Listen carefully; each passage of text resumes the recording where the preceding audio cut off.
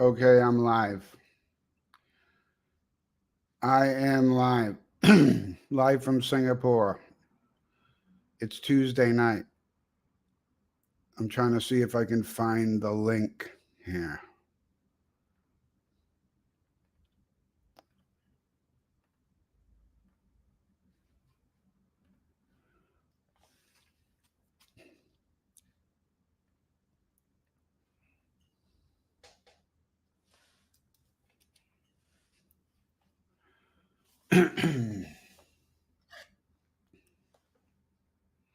One person in the room. Welcome. Welcome to Singapore on a Tuesday night. How's the sound? Please leave me a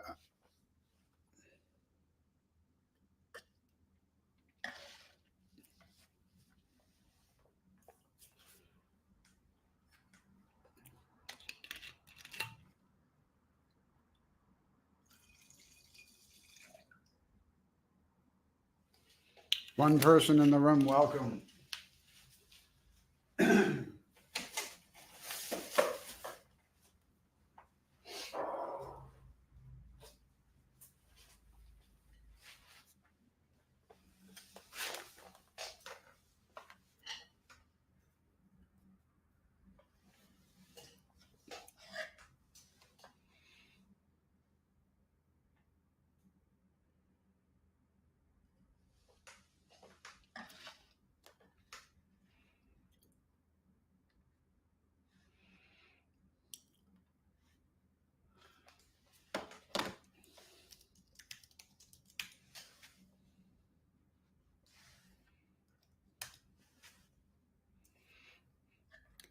Two people in the room. Cool. Who do we got? Who do we got?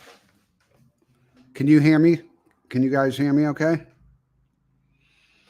Send me a chat. Let me know that this is coming through here.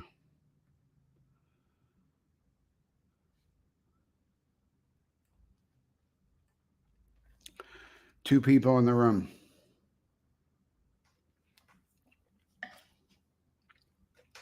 Let's wait for a few more people to show up.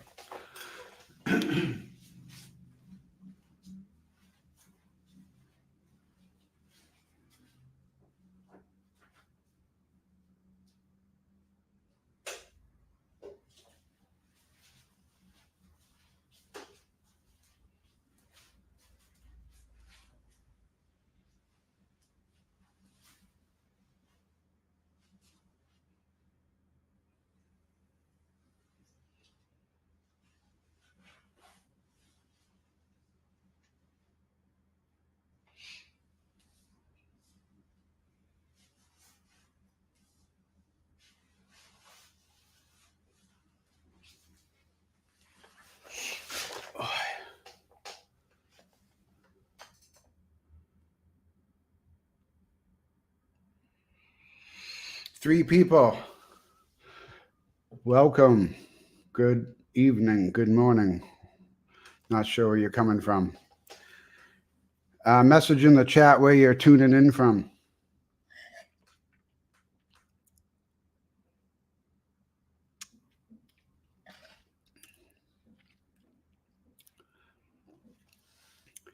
Okay. Wojciech. Hello, John. Nice to see you again. Great to see you too, brother. Gabriel. Sounds good. I take it. Nice live topic. Ask question previous on the previous live biggest differences when it comes to orchestral playing between Asia and US.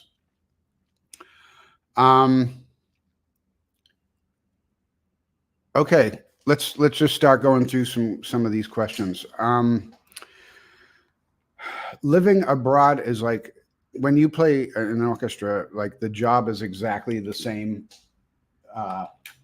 no matter where you are. I mean, all the orchestras out here are playing the same exact repertoire as all the American orchestras. The schedule can be a little bit different. Like the big orchestras in America, like Chicago Symphony, San Francisco, Boston, Dallas, you know, they're probably playing like at least 2 shows a weekend, if not 3 or 4. I know Chicago Symphony was doing like a Thursday night show, a Friday night show, a Saturday night show, and a Sunday matinee, and like one day off, and then just hitting it with a new program again the next week. So we're not, the orchestras out here aren't that busy. Malaysia Philharmonic did 3 shows a week when I first joined, and then it tapered down to 2 shows. In Singapore, we do 1, sometimes 2, depending on the concert hall we play in. Usually when we play in the big hall, we do 1 show, and when we play in the smaller hall, we'll do 2 shows. But in terms of the job, in terms of interpersonal dynamics, in terms of repertoire, in terms of preparation, everything is exactly the same. The only thing that's different is in America, and I think in Europe, you have a unionized workforce, and we don't have that in Asia. So it's kind of like the honor system out here.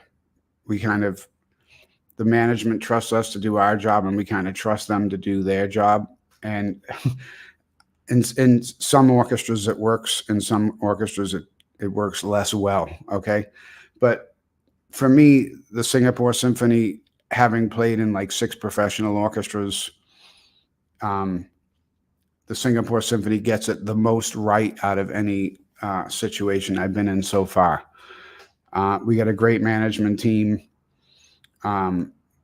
We got a great maestro, Hans Graf, and my colleagues are awesome, and the scheduling's good. I mean, like it's very collaborative. It's very family oriented.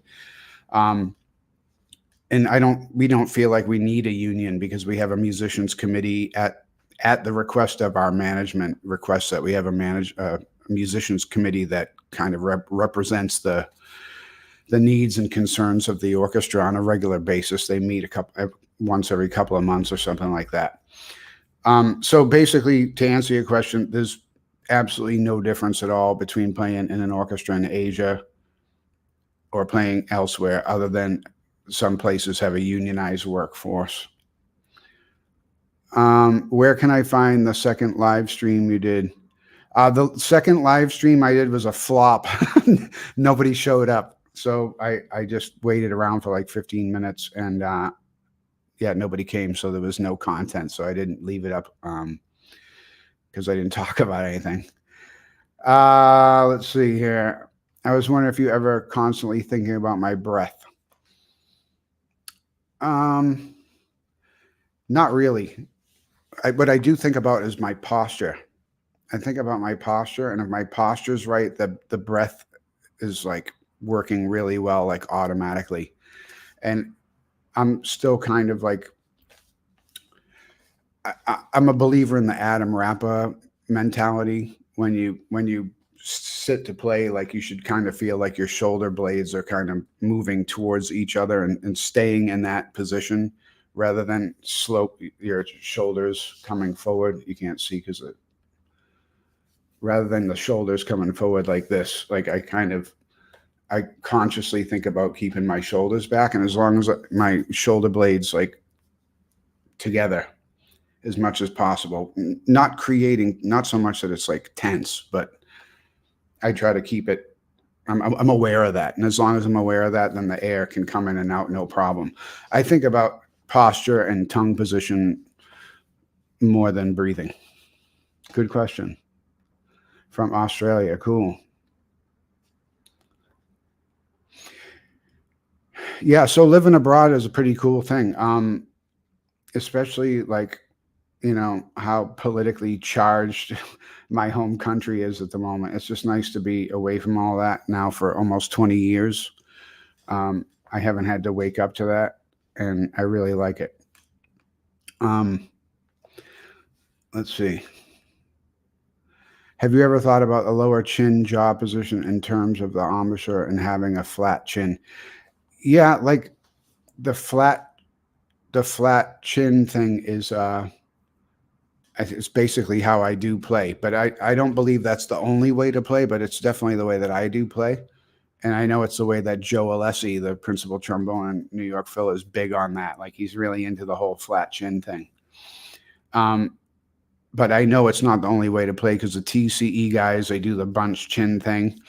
And I fool around with that. I try to figure that out, but it's hard for me to really experiment with these kinds of things while I'm trying to hold down a principal job, especially. Like I try to like branch out as much as I can and like incorporate new ideas into my playing as much as I can without risking coming to work and sounding bad. So yeah, when I have a longer break, I can go a little deeper with that stuff. But I think I think that the TCE thing, while I can't understand how you could play with your tongue like in between your bottom lip and your teeth, like jammed down in there. Maybe I'm misunderstanding what that is or something, but I don't feel like there's enough room in the front of my mouth for all that. But I do play with a very forward tongue position, and I try to not interrupt my corners when I breathe. I try to open my mouth to breathe. And I'm really, really militant about making sure I don't ever do that, because I used to do that when I was a younger player, and I couldn't play very well. Familiar with Greg Spence? Yeah, Mystery to Mastery. He's a really awesome player. Very gung-ho dude, very entrepreneurial. Has like his brand of stuff out there, and I think it's killer. I think it's if I didn't have a job, I would want to figure out how he plays like that. And I would, that's like one of the downfalls of having a job, I guess. Like I've worked through a lot of problems while having a job, but I don't think that I could make these big changes in my playing without sounding really bad for a while, and that would be really bad for my employment situation. What's my favorite concerto to play and favorite player to listen to? I really love the Hummel trumpet concerto. That's always been my favorite.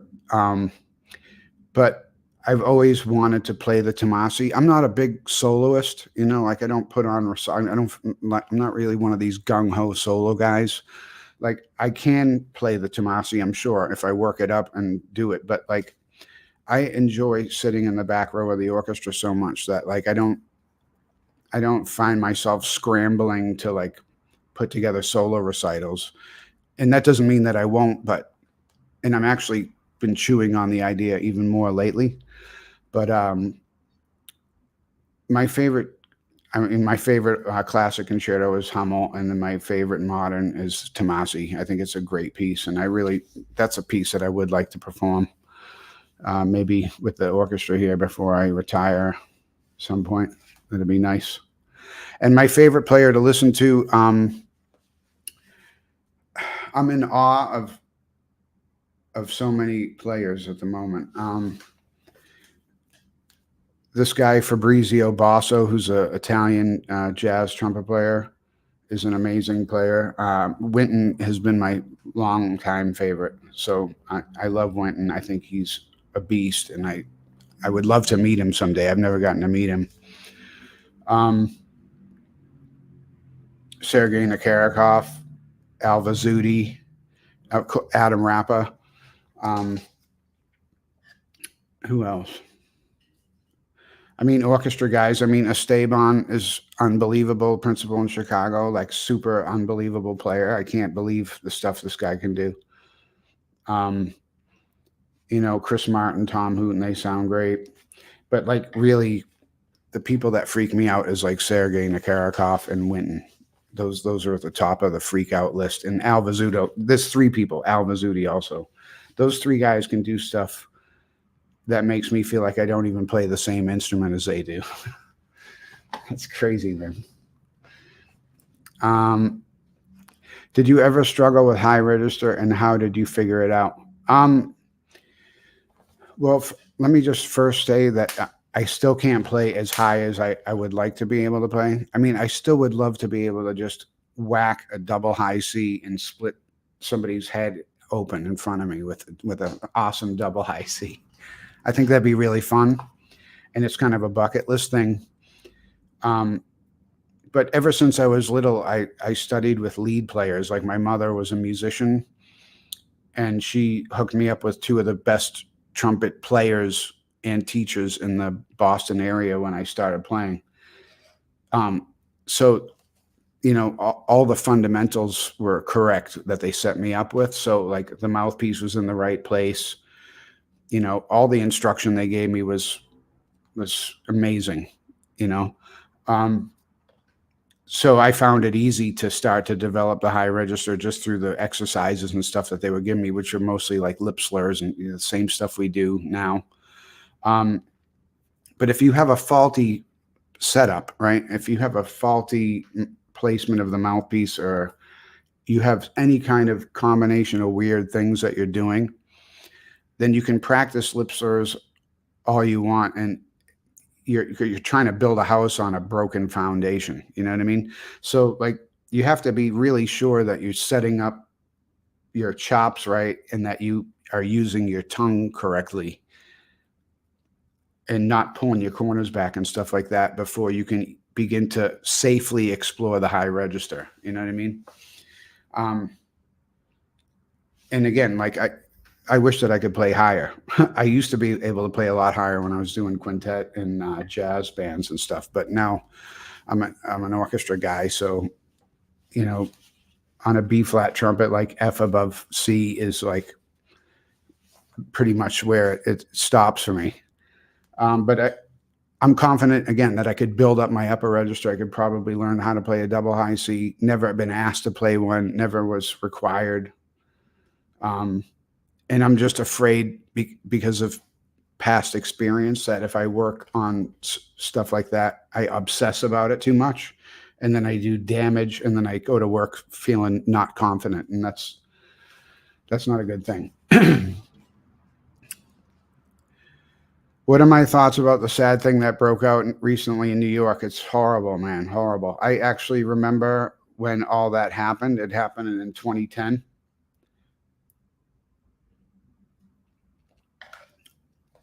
It happened in 2010, and you know, I know Matt just through auditions. Like when I was younger, taking auditions and stuff. Matt Mucky was on the audition circuit, so he's like an acquaintance. I don't know him really well. I don't know him at all, really.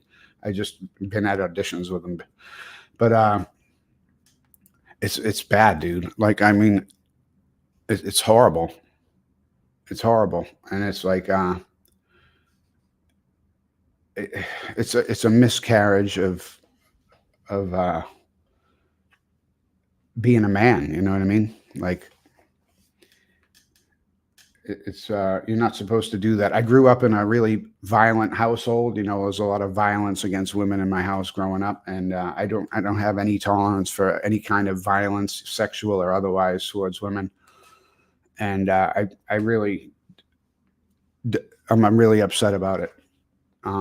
And I've been trying to think of a way to respond to it on social media, but then again, I think like social media is fucking weird anyway. So like, is it really my place to speak out about it on social media? Maybe.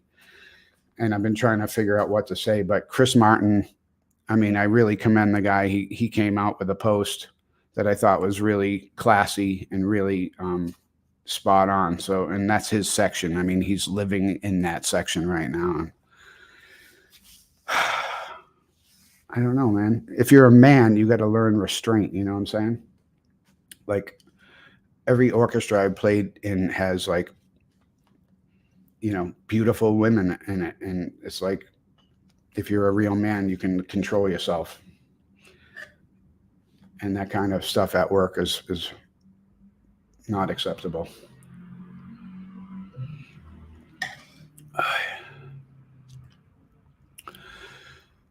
How long am I planning to work abroad for? Indefinitely. I have no intentions of moving back to the United States. I have no intention of moving out of Asia. This is my last post with the Singapore Symphony Orchestra. I'm really happy here. I feel like, you know, it's the best job I've ever had. I mean, it's a great orchestra. It's an amazing concert hall. It's a great management team. It's awesome colleagues. I get a great teaching position at a modern conservatory here. It's just wonderful. It's like you're a couple hours flight to Bangkok, you're a couple hours flight to Philippines, you're a couple hours flight to Indonesia. It's a great geographical location. Um, and I'm happy as a clam here.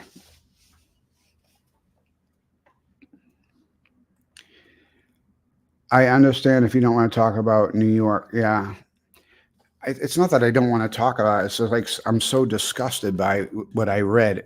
It's, and when the thing happened in 2010, it was like wildfire. It's a really small industry we're in here, right? So, like, of course, everybody in every orchestra around the globe knows what happened.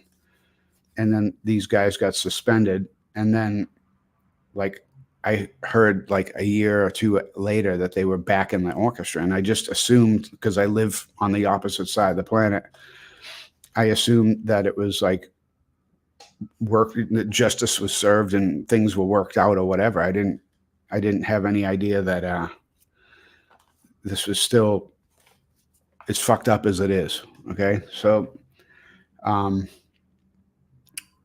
yeah, it's disgusting. That's all I can say about it. Have I heard about Tom Hooton's Embouchure tool? Yes, I have. My colleague Wen Rong, my second player, he bought one of them and said it's really good. I haven't tried it, but I can understand how it works. It's kind of like based on the whole coffee straw thing, but it's a mouthpiece, so it's like integrated. Everything's all integrated, so it kind of helps you put it all in there. I've heard great stuff about it, and also Wen Rong's been using it with some of his students at the conservatory, and he says he's getting good results with it. So I think he has a new version of it out now, right? There's a Gen 2 of it out now or something. What would I be doing right now if I did not pick up a music career?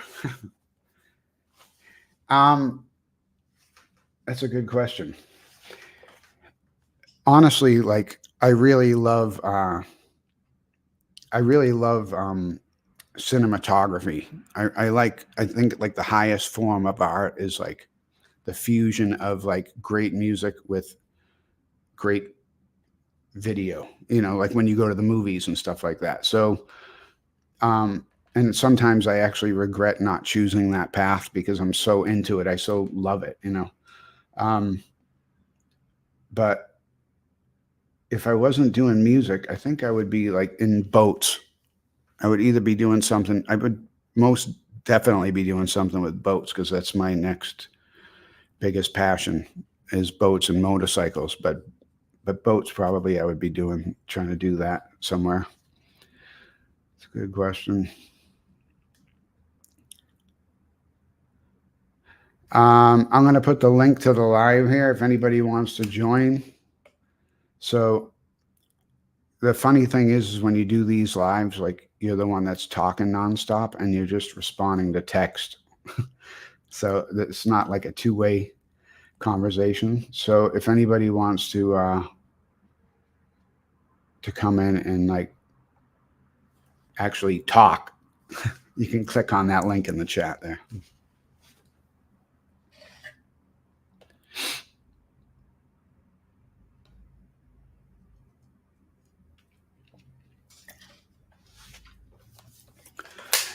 Sorry, it was like a last minute thing that I was going to do this because I got a request from some folks that said it'd be good if I could do like the Sunday live, and then I did like if I could do like one weekday a week and do it in the morning so it's nighttime in the States so more people can tune in. So that's probably what I'm going to try to do in the future. I'm probably going to try to do like a Sunday night Singapore time, Sunday night, Sunday morning in the US. I'll do a live then, and then maybe 10 days later I'll do on a Wednesday or Thursday or something. I'll do a morning live, so it'll be in the evening in the States so more people can tune in because I know people have some work stuff. What's my favorite sounding brass section currently in an orchestra? These are good questions. It's just the weird thing about being full time in a job for this long is like usually when I listen to orchestra music, it's when I'm studying to like get ready for a new week, and I don't really. When I'm studying, I'm just trying to get a feel for like if it's a piece I don't know, I'm just trying to get a feel for the way it goes. So I'll just listen to a few different recordings, and I'm more listening to the piece and seeing how it all fits together than seeking out the best sounding brass sections. Honestly, I haven't been critically listening in that way close enough to really comment on that. I've been checking out some of the latest Chicago stuff, and I'm really digging it. I'm really digging the way Esteban is leading the Chicago brass. I mean, like it's like having Bud back there again, which is just amazing. He's got it all. Like Esteban has, like he's got the sensitivity, he's got the power, like he's got like overdrive, like you would not believe.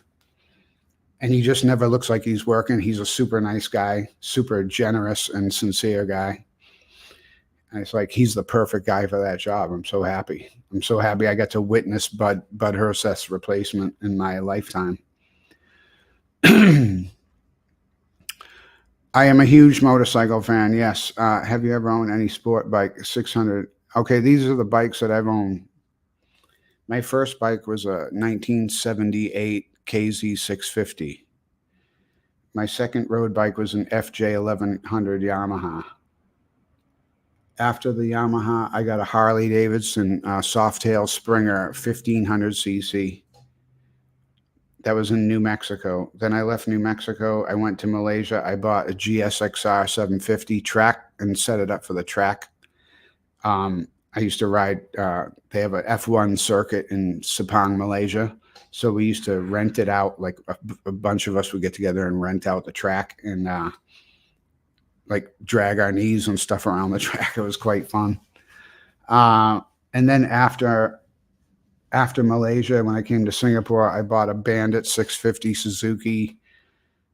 After that, I had an FZ1 Phaser 1000cc Yamaha. Then I slowed down a little bit and I went to a Honda NC 750 because I use the bike mostly for commuting. I do the occasional trip, but I'm usually just riding into work. So I wanted to go eco, so I bought an NC 750. It was a great bike. I really liked it.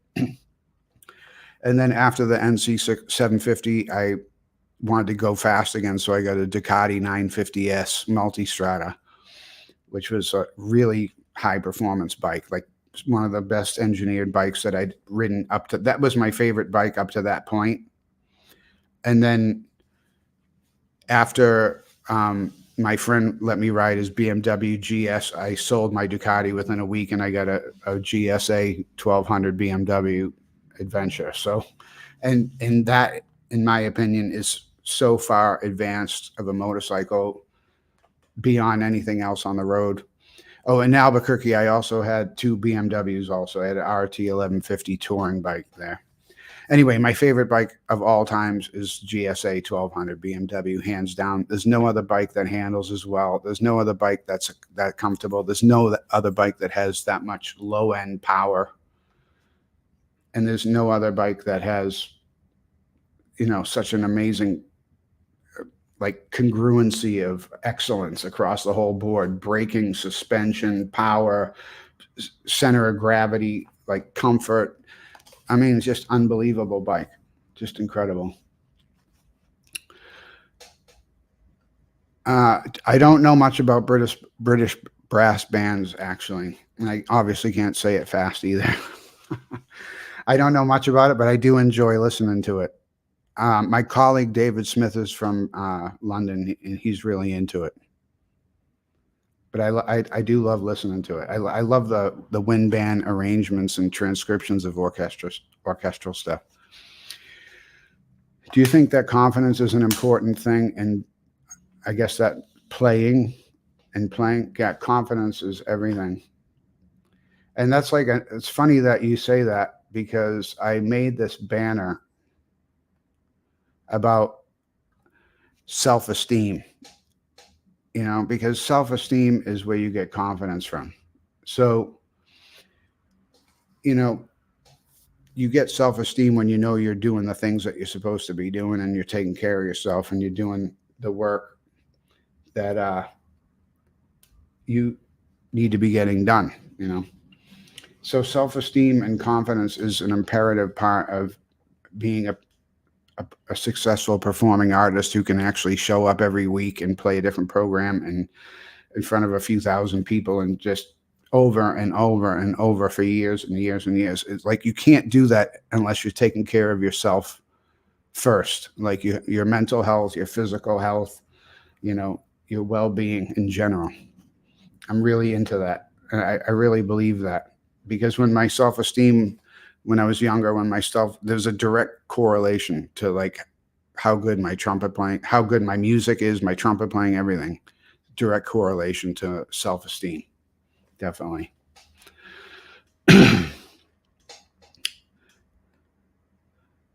Yes, confidence. And we build confidence by practicing correctly. Advice, thoughts on me feel confident. Okay. Well, the first thing you can do is realize that you're doing something that's fun, right? It's a creative endeavor. It's not surgery. You don't have a family out in the waiting room and you're operating on their loved one and you might kill them. You know what I mean? You're creating beauty. You know what I mean? And it's an amazing thing to pursue for a career. I mean, and that's also something that we always have to remember, no matter how long we're in this business. Like, how lucky are we to like be able to do this? So, first of all, don't take yourself so, don't take yourself so seriously in that regard. You're going to miss a note and nobody's going to get hurt. Nobody's going to bleed, right? But then to become more confident comes from practicing correctly. And practicing correctly is playing through things with perfect form. The tempo is irrelevant. If you can play something that's supposed to go at 120, if you can play it absolutely perfectly at 60 or 40, that's a confidence building like module.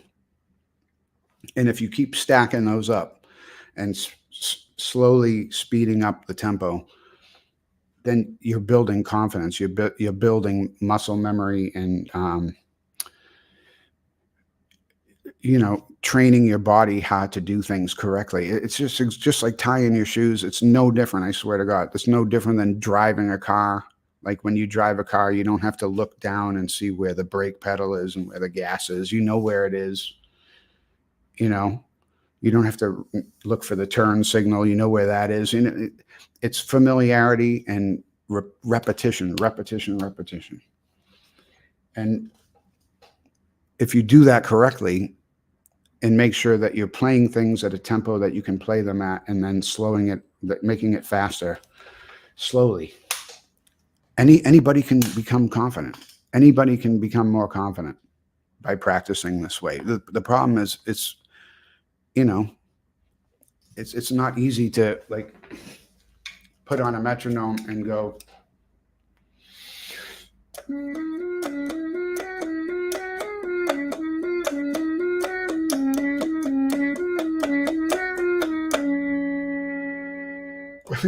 like to sit there and really have singular focus on one thing, and that is perfection at any tempo, right? This is how I've built confidence my whole career, and also this is the way I was taught to build confidence by many much better players than me from generations before. So that is my advice there. Sorry that went on so long. Tips when playing piccolo trumpet. Don't over breathe. It's really easy to do. Don't overbreathe, and pick your piccolo mouthpiece carefully. It took me years to find piccolo trumpet mouthpiece that kind of works. You know, something that I can just pick up and it'll work. But overbreathing can be a big deal. So I would, if you want to practice piccolo trumpet, which you need to do, you should pick it up and play it daily. If you want to see measurable improvement in your piccolo playing, then you would experiment with like taking a cleansing breath first, just a cleansing breath, and then taking whatever you would take for your big trumpet and then blowing half of that out and then starting to play the piccolo. I think that would be the best place to start.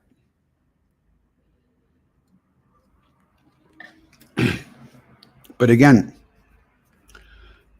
tongue position is king, man. Like tongue position with all trumpet playing, no matter what kind of trumpet it is, flugelhorn, whatever, cornet. If the shape inside your mouth is incorrect, you're not going to get good results. And the way we change the shape inside the mouth is with the movement of the tongue by itself, without movement of the jaw or anything else around it. That's why the greatest players you see playing, there's nothing moving on the outside. And it's something that I'm still, I'm still working on this stuff. I'm teaching this. That's why I can talk about it like this. But like, I'm not saying I haven't mastered by any extent. But, Al Vizzuti and Winton, all these guys, they have it figured out. So, I hope I'll get it. How do you know if the piccolo trumpet mouthpiece works well for you? At the moment, I find a Bach 7E mouthpiece very small. Yeah. Gabriel, what size mouthpiece do you play normally on your big trumpet? And then maybe I can help steer you in the right direction.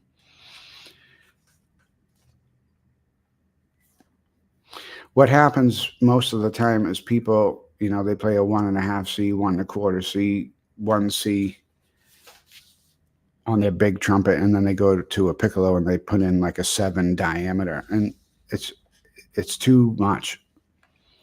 I think for piccolo, like a 3 if you're playing a 1 or a 1.25, I would say maybe try a 3 diameter, or a 5, but well, a 5 is technically smaller than a 7. No, is it? No, it's bigger. Yeah. What am I talking about? Yeah, 5 is bigger than a 7C. But yeah, a lot of people go too small in the diameter. And honestly, I got this advice from Esteban from Chicago Symphony. He talks about this. Yeah, 1.25 C. So I would say I would experiment with like a 3D size, like the Bach equivalent of a 3D or a 3E. E cup, I don't know how much chops you're putting in the mouthpiece, and E might be a bit shallow, but I used to use a 3D for a long time. That worked pretty well. Right now I'm using a GR mouthpiece. I really like the rim, and I can pick it up if I'm playing symphony, Rite of Spring or something. It works. I can't remember the size of it though.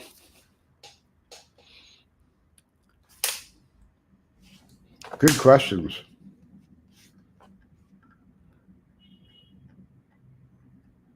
Good questions.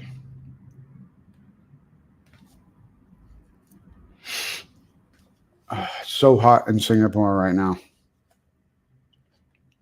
Crazy hot.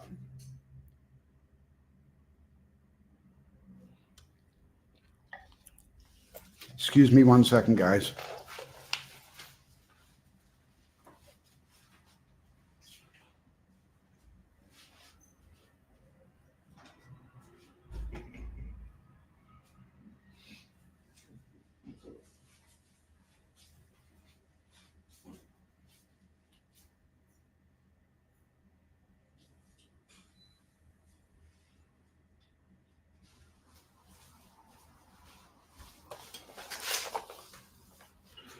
I'm back.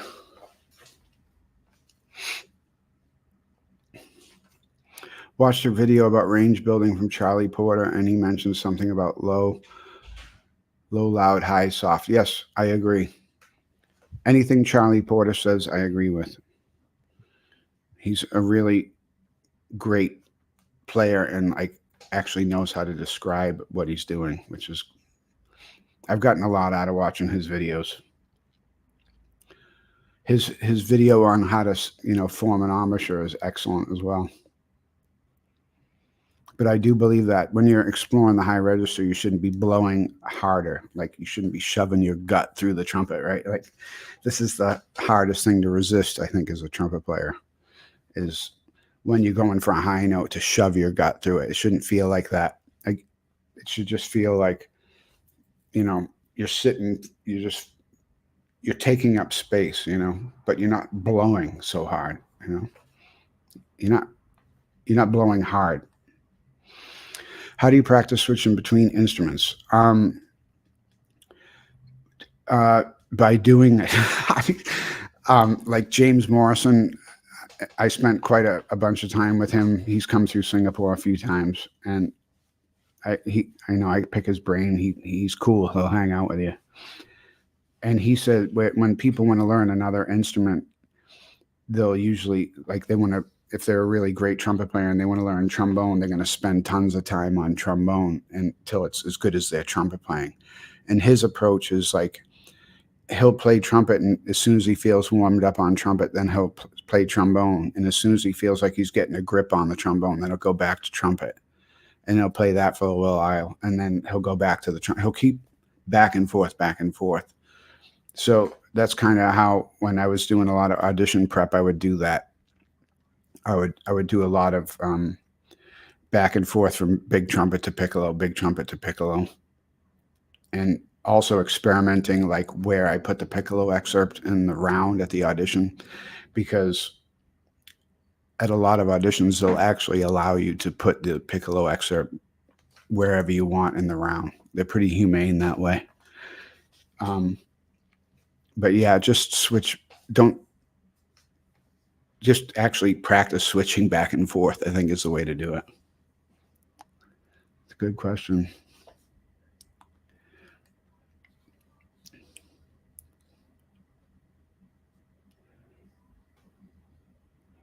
But yeah, guys, like throughout like the music journey, you gotta keep your head on straight and make sure that you're taking care of yourself and your mental state. You know what I mean? Because music is a mental game. Having lived halfway around the world and then moved to a strange place, and then that job basically blew up and I left much earlier than I ever planned to, and then I had to like go to another orchestra, and then I was auditioning for a permanent position in another orchestra, and I got full support from the committee for the permanent job, and the music director didn't like my neck tattoo, so he gave me a 1 year position. He's a Dutch conductor. It's not Jaap van Zweden, but I'm not going to say his name. But I had unanimous support from the committee, and I only got a 1 year position. So I was like, what am I going to do now? And then like the New Zealand opportunity came up, and I went to New Zealand. I got this amazing opportunity. It was great in New Zealand. Got to play on the Hobbit soundtrack. And then the Singapore job opened up, and I was like, holy shit, I got to win this. Yeah, it's crazy. It's a crazy journey I've had here. And,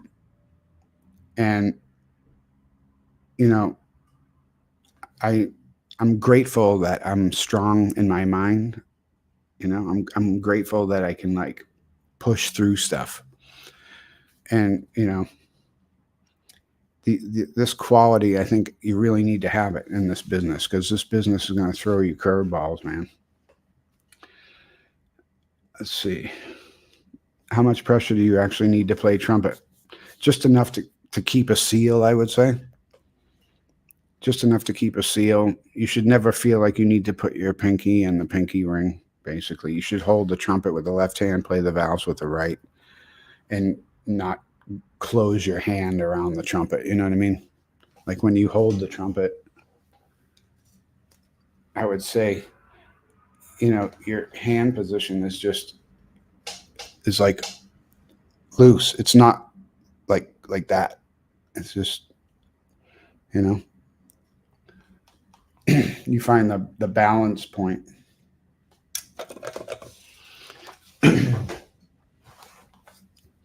Just enough pressure to keep a seal, I would say. Watched performance of Mahler 1 a while back. I thought it was amazing. Thank you. Any interesting thing that happened during the concert that I might want to share? Mahler 1. Hi there. Are you in Singapore?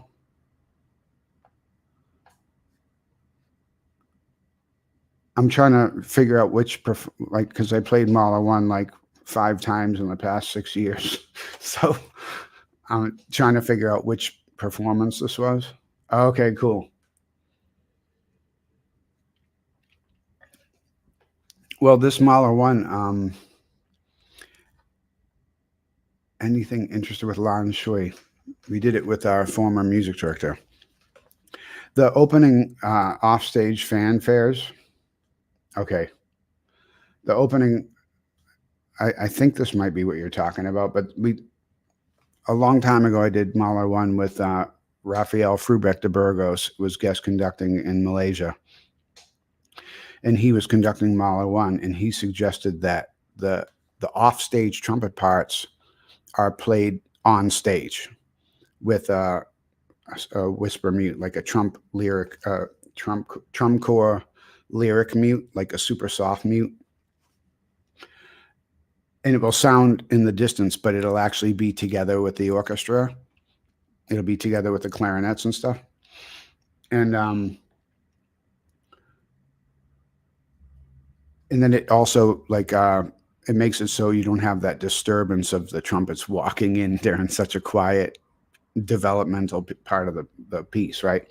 So he suggested it, and then we did it. It came off really great. So now every time I played it since, I suggest to the conductor, can we try it? Because it works so well, and it saves a lot of distraction. It actually sounds better. And so far, all the conductors that I played with are totally on board, including Bob Spano, former conductor at Atlanta Symphony, Bob Spano, Lan Shui, and who else did we do it with? Another conductor. It wasn't Hans Graf. It was Andrew Litton. Yeah. So yeah, they all like it. So that's the only thing that I can really remember from that performance that was out of the ordinary. We played the German system on Mahler here usually. And we played Mahler 1, like it was a week after the Hong Kong Phil was on tour in Singapore playing Mahler 1 with Jaap van Sveden. Excuse me. So I thought we were going to play it on pistons, but since they played on pistons, I thought, okay, guys, let's play it on rotary. And my section's totally cool with it.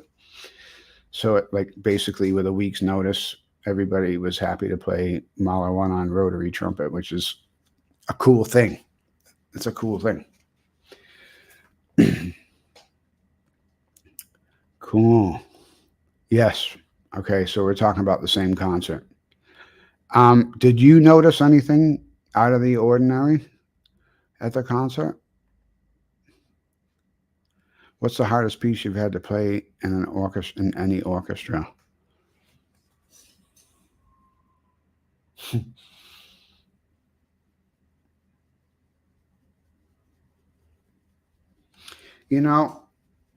There's two things that okay, I can talk about two pieces. One everybody will know is like the Barber violin concerto.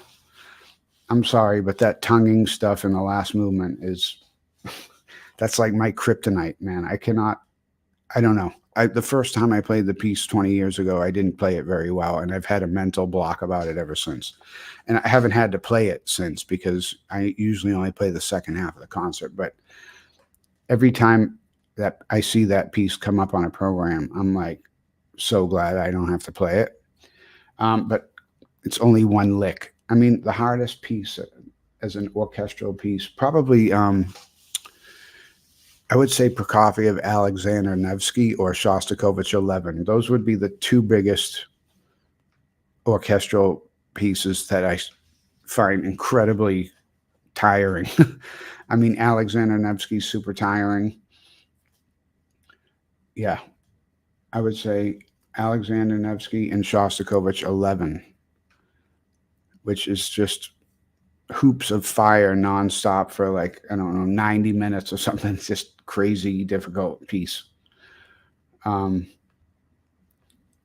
7's pretty hard too, but it's I don't think it's anywhere near the level of 11. How do you find the balance between playing something slowly while not hurting yourself at the same time? Well, that's just the thing. Is like, if you're holding good form, you shouldn't be hurting yourself, right? I mean, if you're holding really good form, there shouldn't be any violence in your playing, right? I mean, this is what the word that I use with my students, like I'm trying to get the violence out of the playing, right? So, I mean, again, if I'm playing something slowly, I'm playing with a practice mute, guys, with like neighbors like right next door. But let's see what I can play here.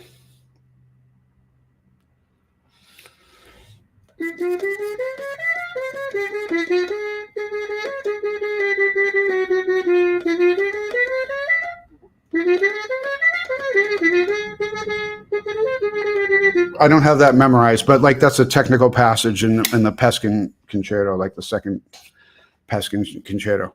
I don't have the music here, but if you're playing that slowly, which is I was just doing under tempo, and you're holding good form and keeping a loose grip on the horn, you should be able to do that for a long time. And unless you're talking about playing like the high lick and Bartok concerto, I wouldn't recommend practicing that over and over really slow. But in terms of stuff that's in the staff or near the top of the staff, I would say if you're holding good form, there shouldn't be any pain or violence involved. So basically, what I tell everybody is try to always, like, put the trumpet away when you're still feeling good. You know what I mean? Like, don't have, like, you can have one of these amazing chop days where you can play everything, right? So you just keep playing and playing and playing until you can't play anything anymore, right? Like, and then it takes you 3 days to feel like human again. So, like, listen to your body.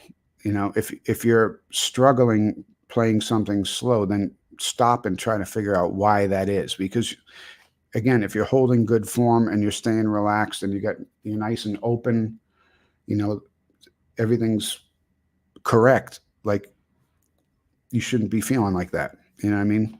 Unless you're playing like you're practicing Alpine Symphony at a third the mark tempo, which I don't recommend doing any more than necessary.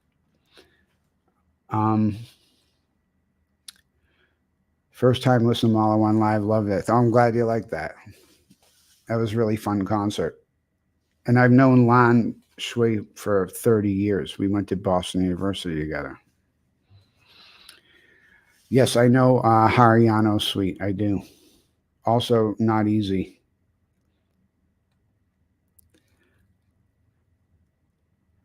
Thanks very much for coming in. Appreciate it. I'll try to give more notice next time.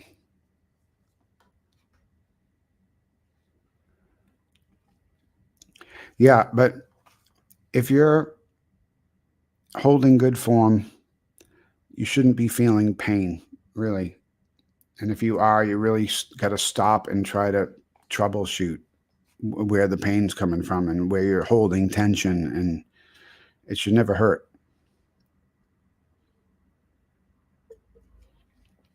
I mean, sometimes after a concert,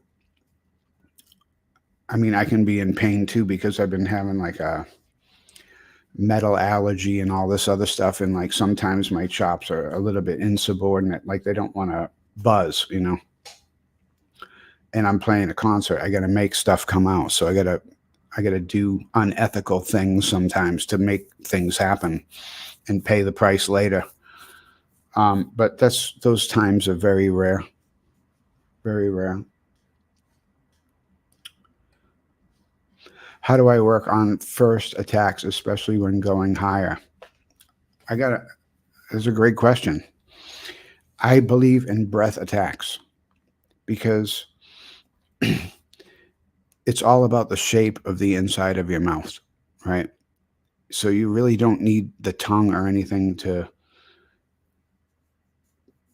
you should be able to just pick up your horn and breath attack a high C, like piano.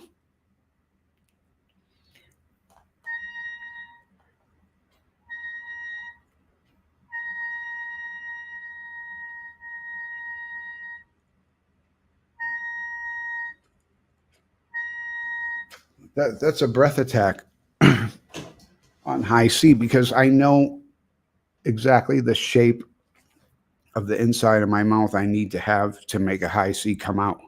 But there's no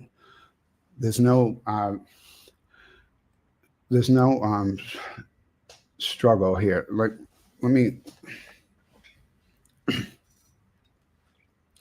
just so you can see. Like, I'm just holding the horn, and I'm thinking about the shape of the inside of my mouth.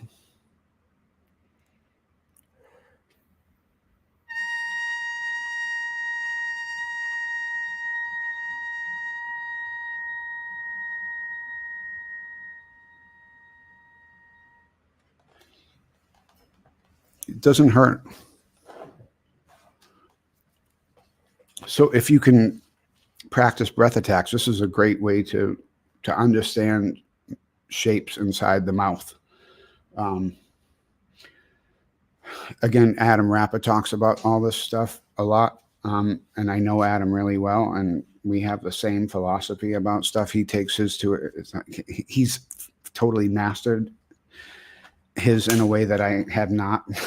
But like, I believe everything that he says. You know what I mean? Like, there's a different shape in your mouth for every note on the instrument. And it's about training your tongue to move and create those shapes independent of the jaw. So the jaw doesn't close and open, changing your sound, like pinching your sound off. Because when we talk and when we eat, our tongue and jaw move at the same time. But when we play a brass instrument, the tongue moves, but the jaw should stay pretty much still. Like this whole thing is, you know, like that. Hope that helps. Breath attacks are the best. You should be able to just do them with no violence. When everything is in balance, it feels like I can apply an amount of pressure and it doesn't hurt. That's good. I mean, again, it depends on what register you're playing in. If you're playing the high call from Mahler 8, you know, up to high concert E flat, then you're probably going to need more pressure to keep a seal for the high E flat. I mean, nobody's going to play that on a trumpet hanging from a string. So the key is like Greg Spence, you know, the whole mystery to mastery thing. It's like getting everything this way. So you have this huge cushion of meat, like a huge cushion of meat that can push back on that mouthpiece, and that won't hurt. But if you do that and then you push the mouthpiece down, you're gonna be in pain and really fast, and it's not gonna sound good. So again,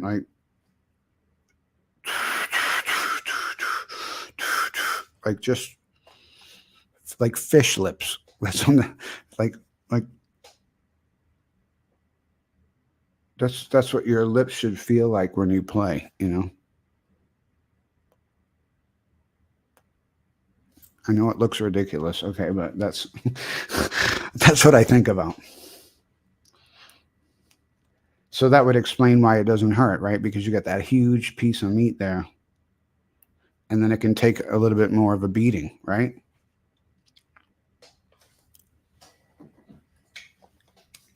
My neighbors are going to kill me. What is it, like 10?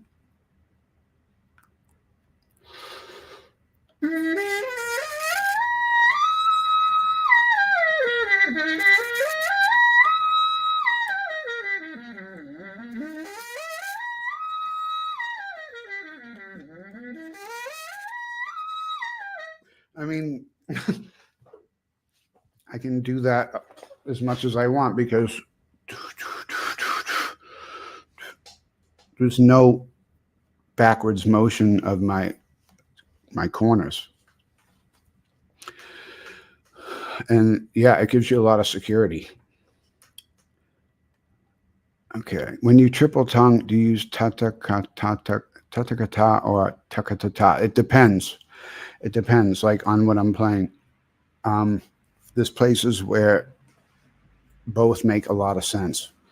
Like, ta-ta-ka-ta is great for, like, the Arbin Carnival and some of the,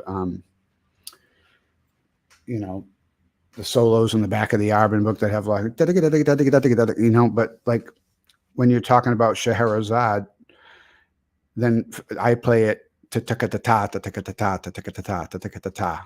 So, because I don't want to put 3 T's in a row.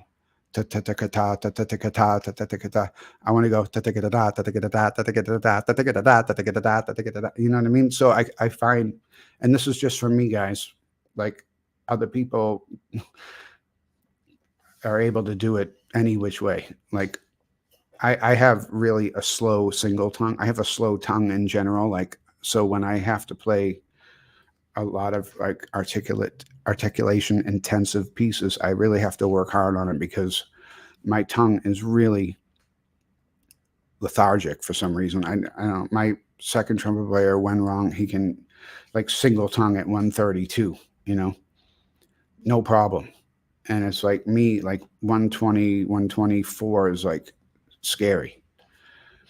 So for me, like, there's parts in Scheherazade and a lot of other pieces that I played where it makes more sense to go ticka-ta-ta, ticka-ta-ta, ticka-ta-ta. It also depends on what the interval is, because you don't want to be going up on a K syllable, right? You don't want to go ta-ta-ka, ta-ta-ka. You don't want to be doing that, right? So it'd be better to go ticka-ta, right? Because you have a lot more security with the T syllable. So it's good to be flexible and to strategically plan these kinds of things out when you're playing stuff that has lots of multiple tonguing in it. And since you mentioned this ta-ta-ka-ta stuff, I think in general, like, trumpet players would do much better with, like, a DG, like, like da da da da da da. Like, if you say da, you get a big, like, using the big fat part of the front of your tongue. You know what I mean? You can do that really fast, and the articulation is really it's more soft. It sounds better, I think. So you can experiment with all that stuff. Like, ta-ta-ka-ta can really get you tight. You know what I mean?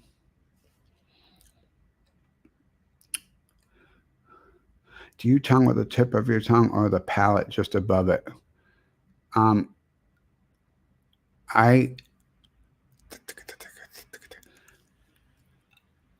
not tonguing with the tip of my tongue. I'm tonguing more with the, like, it's how to show. I'm like an inch back from the tip, maybe half an inch. I don't know. I haven't measured it. Maybe I got a tape measure here. I think I do have a tape measure around here somewhere. Anyway, wouldn't that be funny if I actually measured it? Hold on.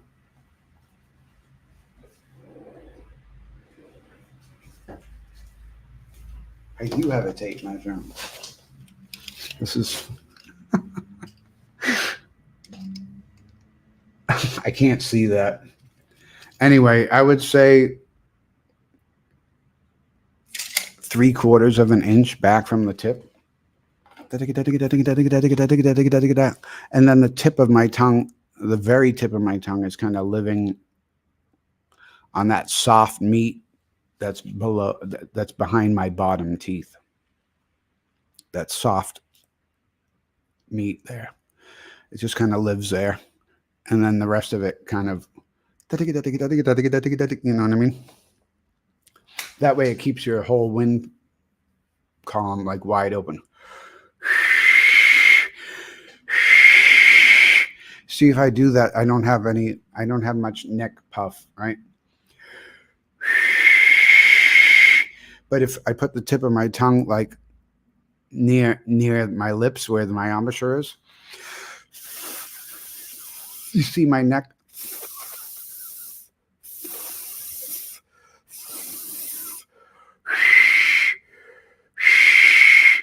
Completely different, right? I don't know if you can see that, but it's a big difference. If I try, because a lot of time I try to keep the tip of my tongue like right near where the lip aperture is, and I found that my neck was like puffing out and like about to herniate, and I was like, why am I doing this? And I stopped, and it was better.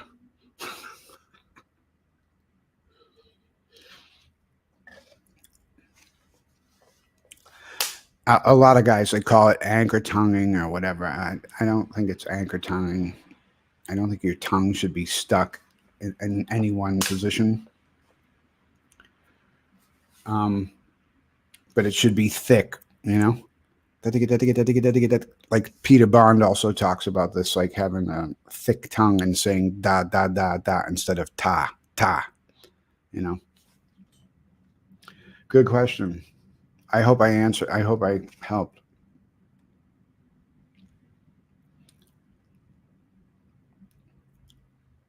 It's cool, man. This is fun. I'm going to put the link here again in case anybody wants to join and actually talk with me, since I haven't done many lives, but I'm realizing how much talking I'm doing just in response to text. It's like a new concept for me. Have you seen Ray Mace play Bartok Concerto for Orchestra with Boston Symphony? I have not. But my former teacher premiered the Bartok Concerto with the Boston Symphony, Roger Voisin. He actually premiered the piece with Bela Bartok on the podium. And by accident, in the last movement, my teacher read those flute cues. He read the flute cues, and Bartok was like, "What the fuck?" And then Bartok's like, "I like that. I'm gonna keep that." So you can thank Roger Voisin for that. He's passed away, and rest in peace, one of the greatest human beings ever to walk this earth. But you can thank Roger Voisin for that high lick in Bartok Concerto for being there. Bartok Concerto is a great piece. It's an awesome piece. And I got totally humiliated when I was a real young player, because when I was in high school, I had no idea how to play an orchestra. I was a jazzer. I played in jazz bands and stuff. Wore a leather jacket, smoked cigarettes, all that. And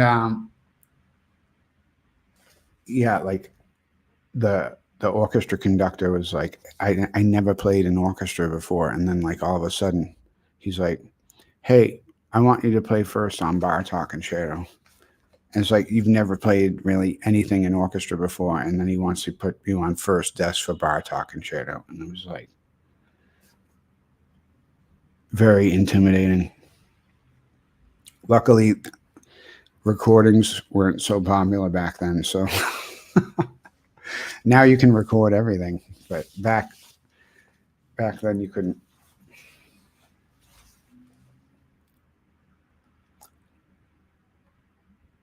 So the link is there, guys, if you want to join. I'm going to get a beer There's 8 people here, so I'm going to open a beer. I'm going to let you guys pick the beer I'm going to drink. I bought 4 different kinds.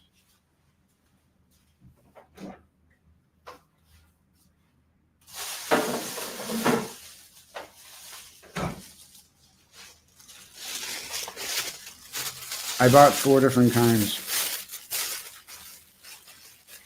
I got, that's a hazy IPA, Little Creatures. Okay.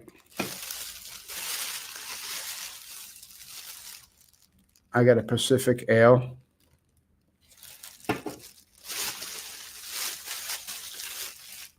I have my favorite, the Pale Ale. Little Creatures is a brewery in Australia. It's really, really good beer. And this is the X IPA. We're doing an all Ravel program this week. I got rehearsal tomorrow, but the piece that I'm playing on besides Bolero is a sleeper, man. Not much to do, but the stuff there is, like, it's got a bunch of like treacherous stuff in it, but nothing like, it's more of a counting nightmare than a technical nightmare. Any ideas which beer I should drink? XPA, XIPA, hazy, or normal, or Pacific? I'm thinking Pacific. I'm feeling the Pacific Ale right now. What do you think? 9 people. Come on, man. Which one?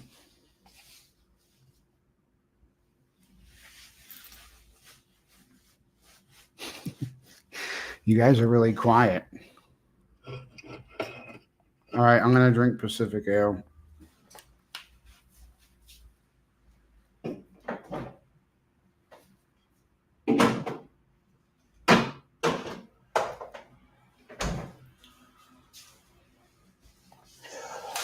The link is there, guys. Oh, good. Thanks, Gabriel. Pacific. You got it, brother. Pacific Ale. Done. Listen to this sound with my Rode microphone. How's that sound? It's probably morning for a lot of you guys, but it's like 10 o'clock at night.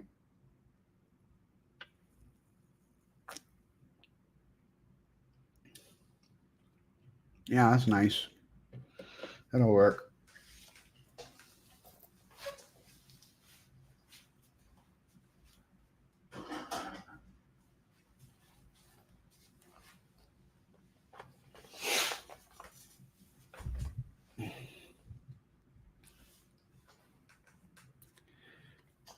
Learning Peskin Trumpet Concerto #1 at the moment. Do you have any tips on how to practice it in an efficient way?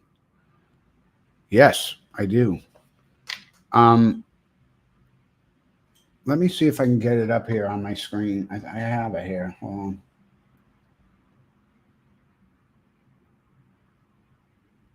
I might only have the second. I only have the second concerto. But basically,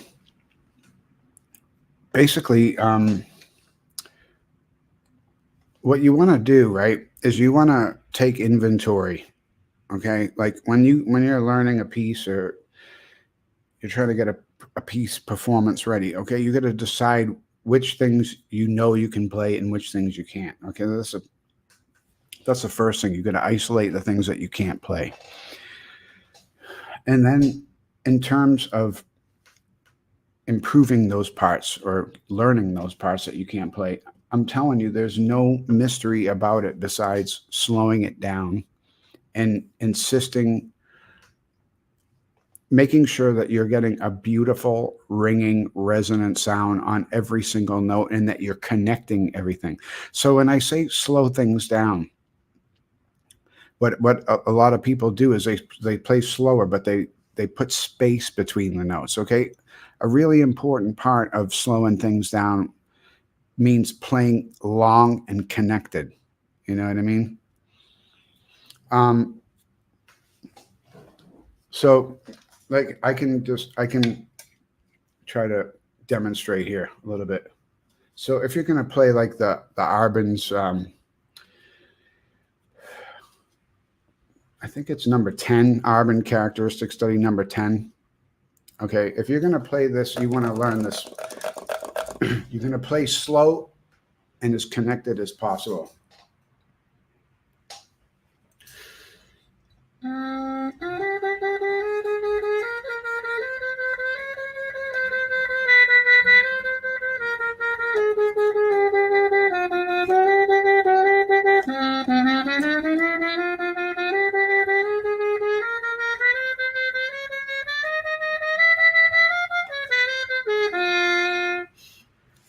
Okay, so that's a success.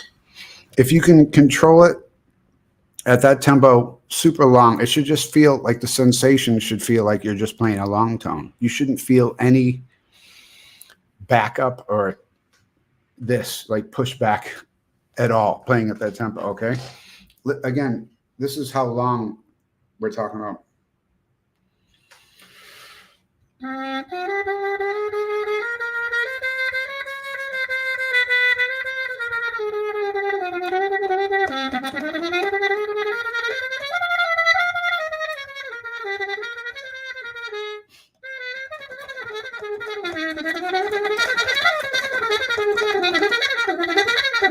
I mean, I don't know if you guys can hear that with the practice mute.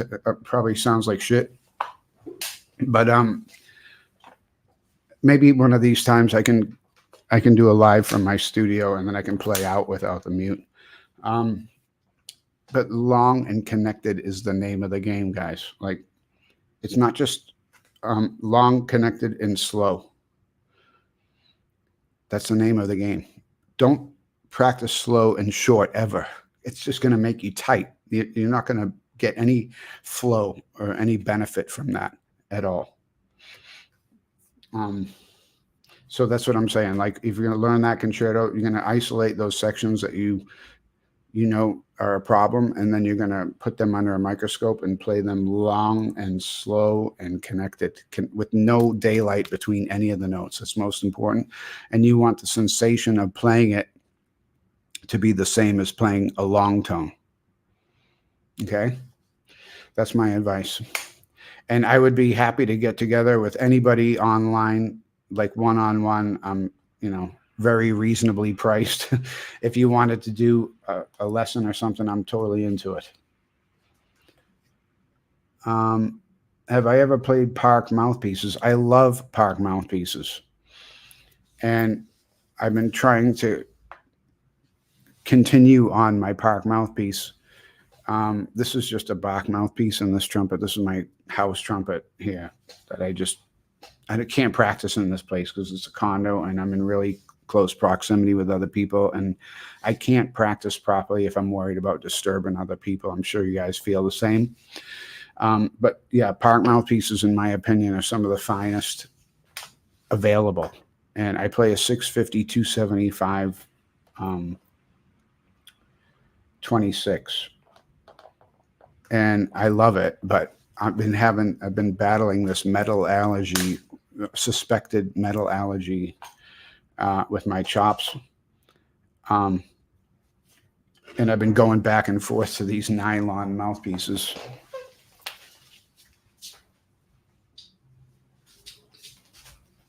I'm sure you guys have seen, like, this is an Austin custom brass mouthpiece, and this is a Pickett brass 24. It's a 1C.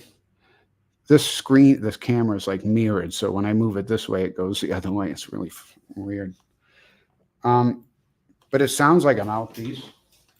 That's the weirdest thing about these things. They actually sound pretty good, but the horn is not balanced right because there's no weight up here, so it feels weird to hold it.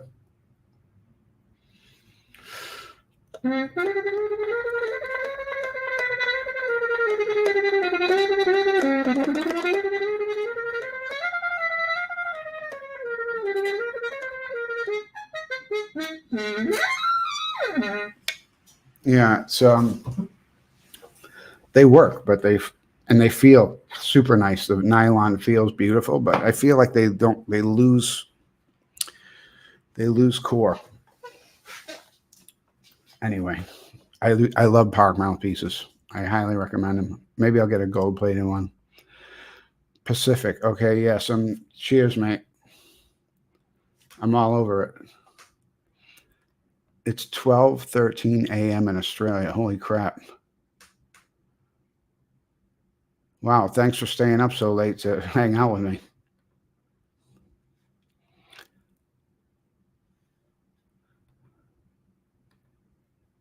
What brand are the straight and cut mutes I use in the orchestra? Good question. Good question. My two favorite mutes for the past 10 years probably is the Trumcore aluminum straight, which is like a great orchestral loud mute. It's a great, if you play in fortissimo and you want to project, it's got a great sound and it's so even. And it's just a great sound for straight mute. Aluminum straight for loud playing, anything forte and above. It's a great mute. And then there's two intermediate mutes for like the middle range that I really like. One is believe it or not, it's a Bach plastic mute. I'm telling you that this is the most underrated cheap mute you can buy that will like serve your purpose in so many ways in the orchestra. It's got a lot of buzz in the sound, and it's pretty good, and it's way better in tune than any Dennis Wick mute, that's for sure. Excuse me. And then Tattoo is a new like a 3D printed mute that's been coming out or something like that, and I've tried those and I think they're fabulous. I'm going to get some of those. But for quiet playing, for soft muted playing in the orchestra, I have not found anything better than the Trumcore Lyric mute. And I'm sorry I don't have it here to show it to you, but Trumcore, Trumcor. I'm not endorsed by them or nothing, but I'm telling you, their quiet mute is a lifesaver. I mean, it's just amazing. And if you really want to, if you got to play like that really scary solo in the third movement of like Shostakovich 1 or something like that, you can put a little bit of, like, you can get a foam donut and put that with that mute, and then you can play normally and it will sound super distant and beautiful, and it's great stuff. Trumcore mutes are great. Tattoo mute, I think it's TATU is the company. And then just your normal Bach, the black Bach plastic straight mute is a great orchestral mute. So I think 4 mutes, those are my 4 go-to mutes. The Tattoo one I don't own yet, but Wenrong has 2 of them, so sometimes I use his. But I'll buy one soon. Thank you very much, sir. How do I work with students who struggle with melodic leaps and pieces? I make them slur it. Yeah, the tongue is usually the problem. I usually have my students do really messy slurs, or actually in this case, I would say maybe have them buzz it on the mouthpiece. I do find utility in buzzing the mouthpiece. I think it's a good thing to do, but not excessively. And as long as you understand that that's not what you're doing when you play the trumpet. We're not actively buzzing our lips. They're buzzing sympathetic to resistance. That is not there. And you guys all probably seen this before, but like when I play, this is what it sounds like. There's no buzz until I put it into the lead pipe, and then I start to get a vibration. However, I am making a certain shape inside my mouth when I blow that air.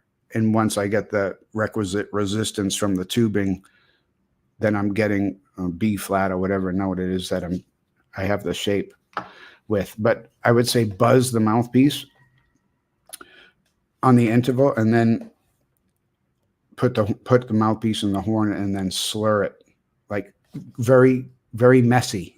You know, try to catch everything in between the two notes, because the more that I have my students do that, like do messy slurs between the overtones, between the intervals, the more they understand how close together they are. You know what I mean? If you slur like really messy,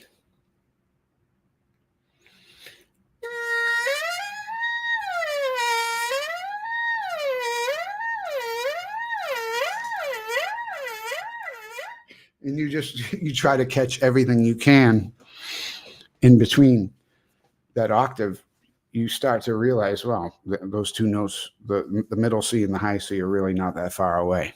It's only when we see it, a lot of times it's also a mental thing. They see it on the page and it looks like this big leap, and it creates tension and all that stuff.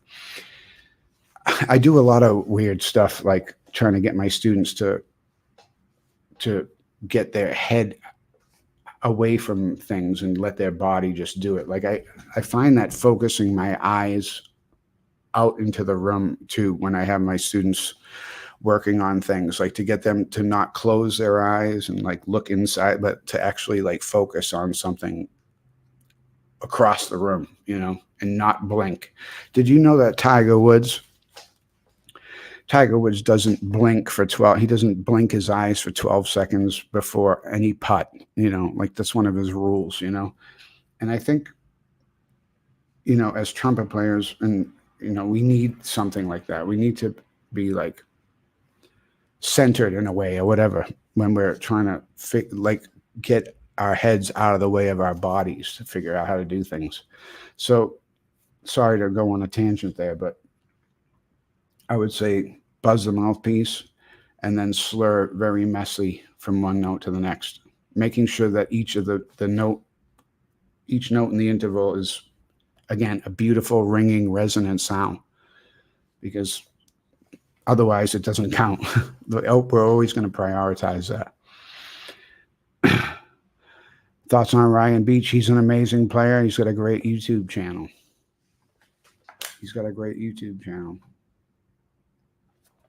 Awesome player.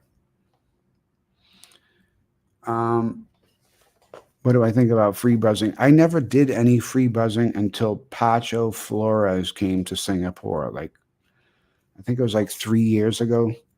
You guys know Pacho Flores? He's coming. He's actually starting our next season with us. He's doing a couple concertos. And this guy is like the free buzz king.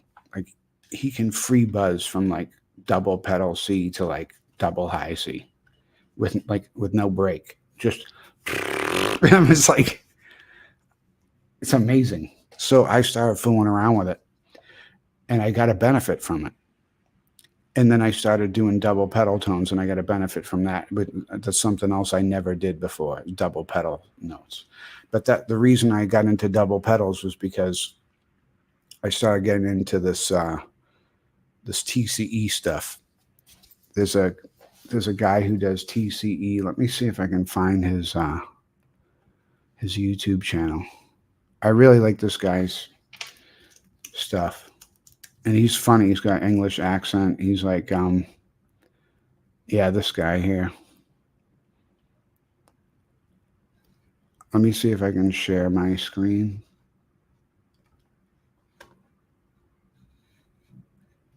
Hold on.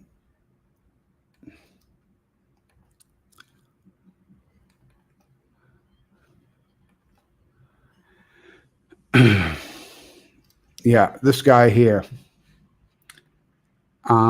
This video is brought to you by Neoteric. This guy's pretty funny.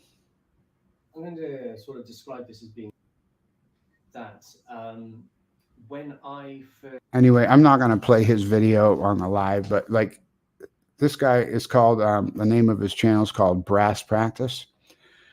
And I'm really like kind of intrigued by this guy because, like, you know, he went to one of the big top schools and all that shit. And like, this is before he switched to CCE, and he's talking about how he didn't have any endurance and he couldn't play high and all this stuff.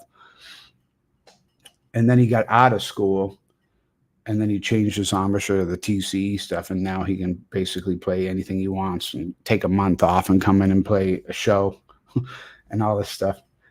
I honestly, I haven't heard much of his playing, but I can tell that he knows what he's talking about, and he's actually got a great sense of humor and is really good at explaining stuff. But like the double pedal tone, what's going on? Yeah, the double pedal tone stuff is a big part of TCE. And so I started fooling around with that, and yeah, I got results because it pushes your lips forward. I can't do a double pedal tone with a practice mute in, but like you really have to take almost your whole bottom lip out of the mouthpiece and then really pinch in everything else like fish lips, basically. So yeah, free buzzing pedal tones. I definitely agree with it. Yes, I do agree that Greg Spence is. Yeah, I agree. He's really come up with a great way to describe it too, and I think that the trumpet world at large could benefit from, trying it. Like, just try it. If you don't like it, you can go back to using a ton of pressure and pulling your lips back and getting a thin sound, but it's not how anyone else is playing.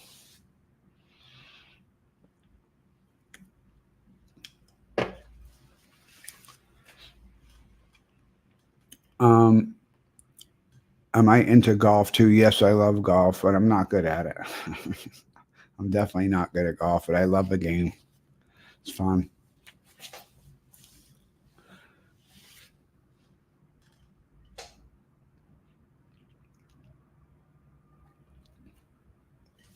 Just one sec, guys.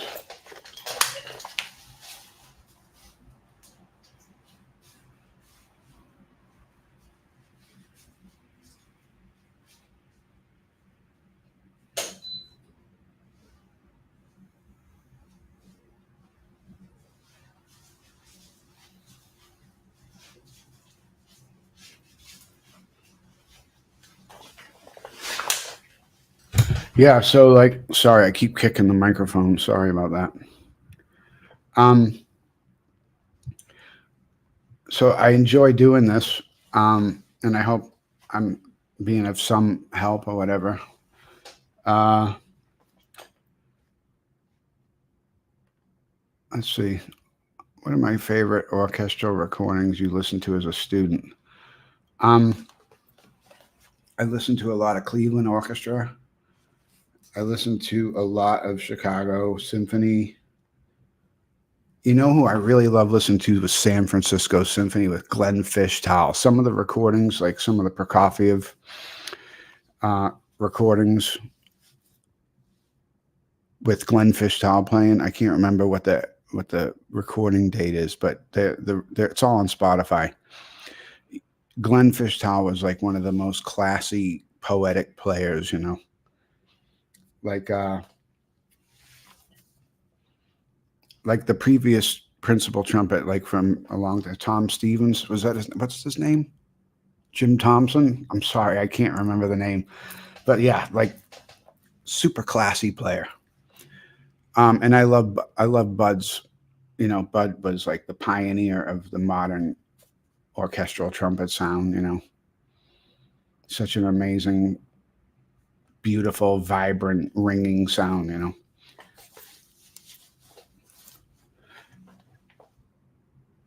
Esteban has Bud's horn, he's playing on Bud's Bach trumpet there, and I would love to just play that thing for 5 minutes just to see what it's all about. You know what I mean? Of course, I know it's like Esteban and Bud could make any horn sound good, but I would love to see, what those Mount Vernon horns that Chicago Symphony owns, like what they're all about, because they got so much ring. There's so much ring in that sound, man. And ring is projection, and the more it's like free projection, it's like projection without blowing. And that's what we want, right? Like we want the maximum output for the least amount of input. So do you find that some professional trumpet players on social media can overthink, analyze concepts in terms of technique? Yes, I do. Yes, I do. And that's part of the reason I'm here doing this, because I don't want to make a prepackaged video, like a pre-made video with information that may or may not be useful. I thought it would be better if I just make myself available to talk with you guys like in real life and answer specific questions and give you my thoughts about certain things if you want to hear it. I don't see myself writing a trumpet method book. Like I know everybody, like that's pretty much what I'm supposed to do or whatever. I don't know what the format of such a thing would even look like, honestly, because I used to study with this guy, Rolf Smedvig, who played first trumpet in the Empire Brass. I was the road manager for the Empire Brass Quintet for three and a half years. And I spent a lot of time with Rolf, and I studied with him for a short time and then thought better about it. But he told me that, like, he said one thing basically that made sense. He's like, if I took a monkey and a trumpet and put them in a cage together, in like a couple of months, you'd have a pretty good trumpet player.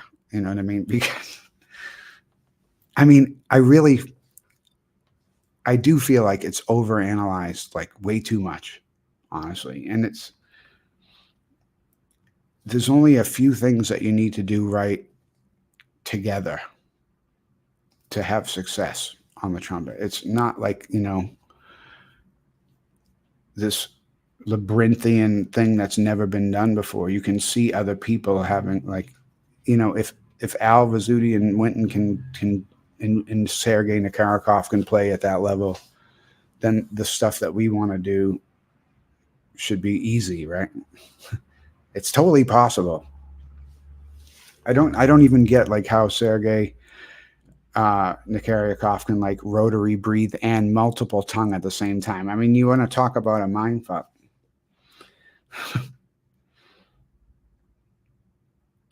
I've played all the Ewald quintets except for number 4. Oh my gosh, my friend Olly said, "Hey man, dude, how are you?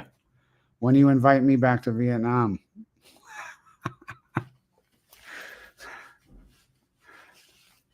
Good to see you here, Olly. I was just watching a clip of the Sun Symphony and thinking, you need to invite me back.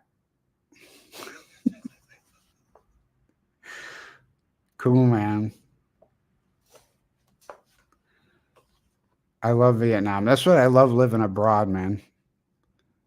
I love living abroad. I mean, like, I've already been to 42 states out of 50 in the United States, because when I had a brass quintet, I toured to 42 states like several times. So my curiosity about the US is pretty much satisfied. I love living in Asia. Awesome, Olly. Looking forward to it, dude. Looking forward to it. What programs you have coming up?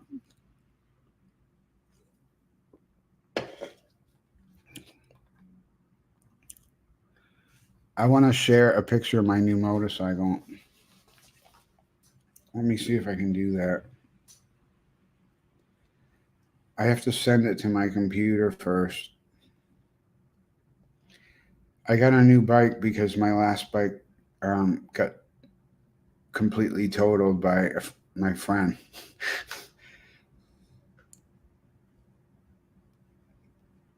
But I think this bike's even better.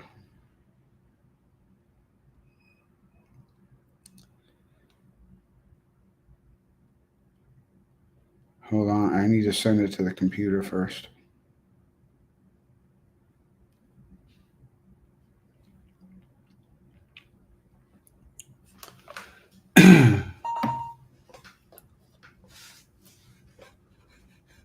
Okay. Let me see if I can share this.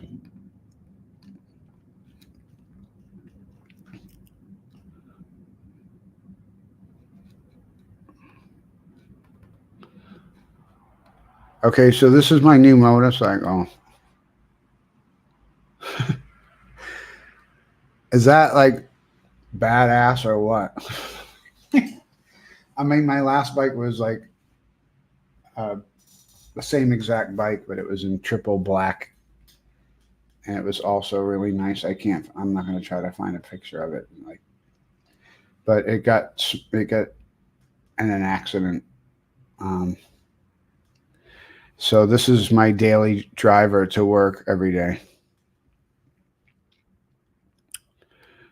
So yeah, I really love motorcycles, and I think that motorcycles can help your trumpet playing, to be honest with you, because it's a great space where you can focus singularly on one thing, and that's like survival, right?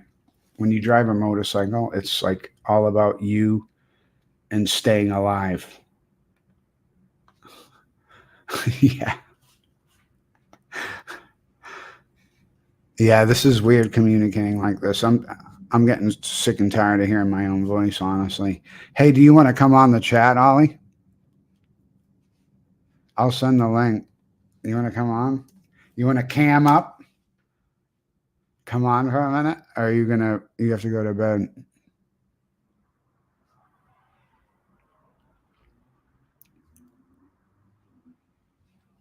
There's the link if you want to come on.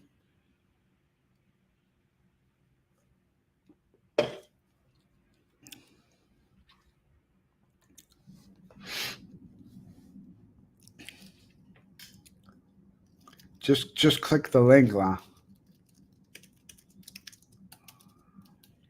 And then my audience can see how cool a conductor it can be.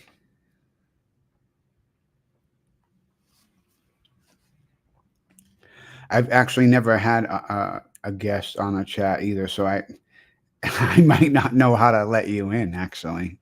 Will I get an alert or something?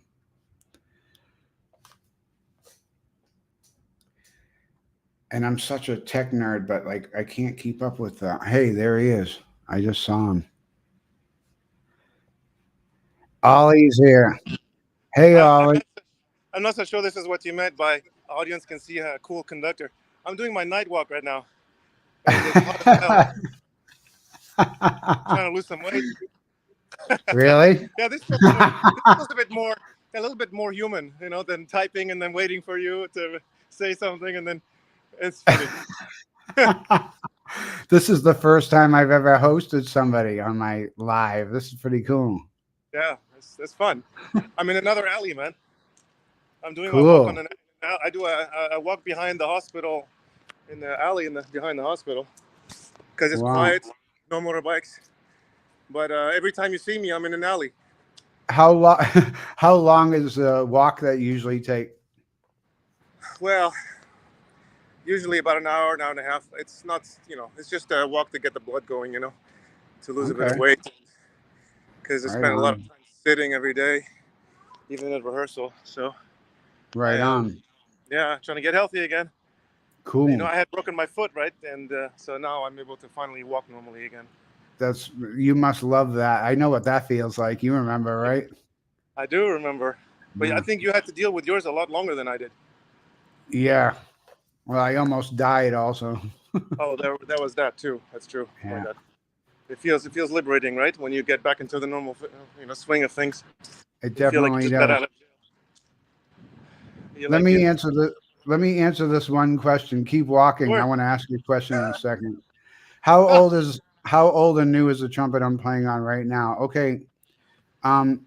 This trumpet here is a Bach trumpet that I bought impulsively, that I don't really use at work. I just kind of play it because I like it. But it's a 43 bell Bach newer model 190, I think. But I have 23 instruments at the moment, and the oldest one that I have two old Bach trumpets that are from the late 60s, I think, like mid 60s, late 60s, 5-digit serial numbers. And then I have a bunch of Yamaha instruments that I play on that are basically new in the past year and a half, 2 years. Yeah, I have a Chicago Gen 3C. I have a New York Gen 3C. And I have a New York Gen 3 B flat, which is the most amazing B flat I've ever played in my life. So, Olly, what program do you have in July? Well, you know how things are here. I'll know soon. I'll know soon. But you would think that I would have known a long time ago. But it's just it's a new program that just popped up, and I'm not quite sure what I'll do on the second half. It's featuring 2 young pianists, one Vietnamese and one who's fantastic. Well, actually, we just featured him, but he was requested by the government folks to play again, and he's fantastic. So, and then Eric Liu, who was a big-time award winner abroad, and he's, they're good friends. So they're going to play together a Mozart double concerto. That's awesome. Yeah, but then the second half, I'm thinking, I can't believe I'm talking about it through a live chat like this, but yeah, be careful what you say, man. Yeah, state secrets, I'm revealing state secrets. Yeah. But, I'm thinking of Tchaikovsky's Third Orchestral Suite because it's one of my favorite pieces, and I've always wanted to do it. And that's got some great trumpet parts. Yeah. I'll let you know. Yeah, that'd be cool. I'll let you know. That's for you guys that are watching on the live. Olly is the music director for the Sun Symphony in Hanoi, Vietnam. And I met him for the first time a few months ago when he invited me there to play Tchaikovsky too.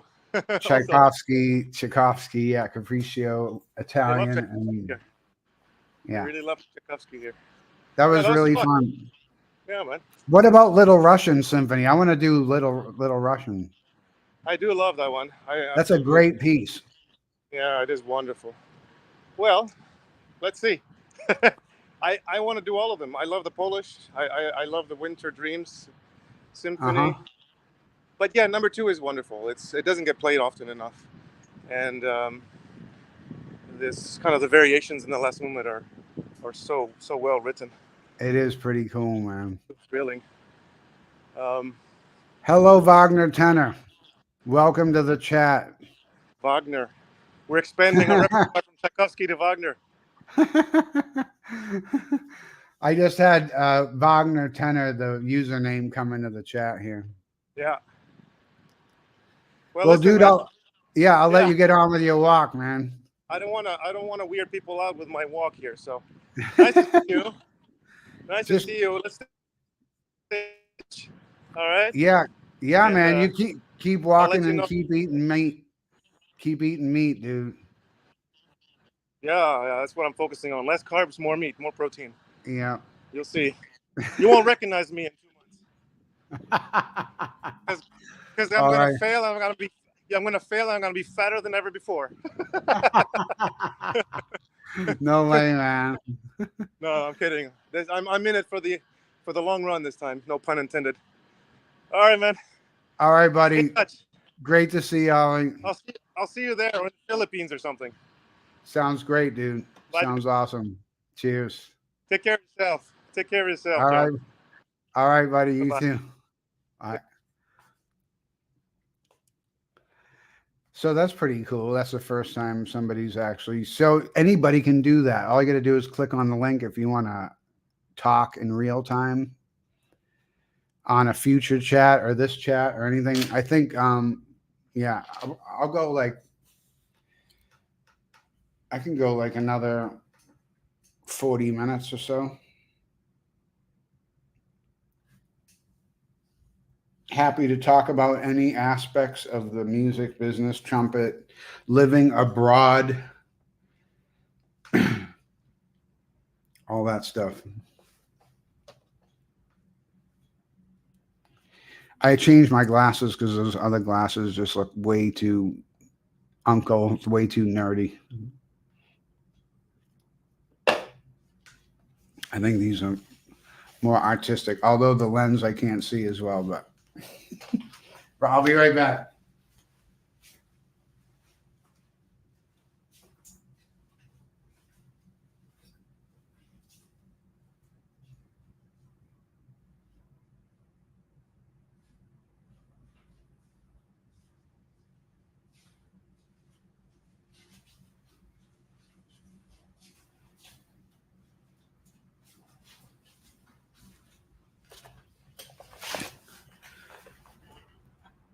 Good morning, good evening, wherever you are.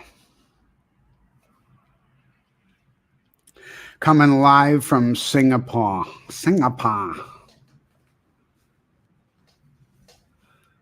Wagner tenor, where are you from? Where are you writing in from? If anybody would like to join the chat.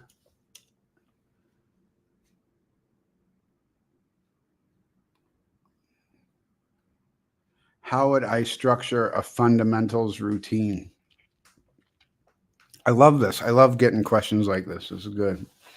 Okay, number one is sound production, ease of sound production. Okay, like every day has to start off this way, and to make sure that you you're starting in the bottom of the sound triangle. Okay, like if every note is shaped like a triangle, at the bottom is the fattest, most resonant, least resisting part of that slot. Okay, don't think of the slots in the horn as a square or a circle. Think of it like a triangle. So you want to live in the bottom. You want to live in that bottom 10%, right?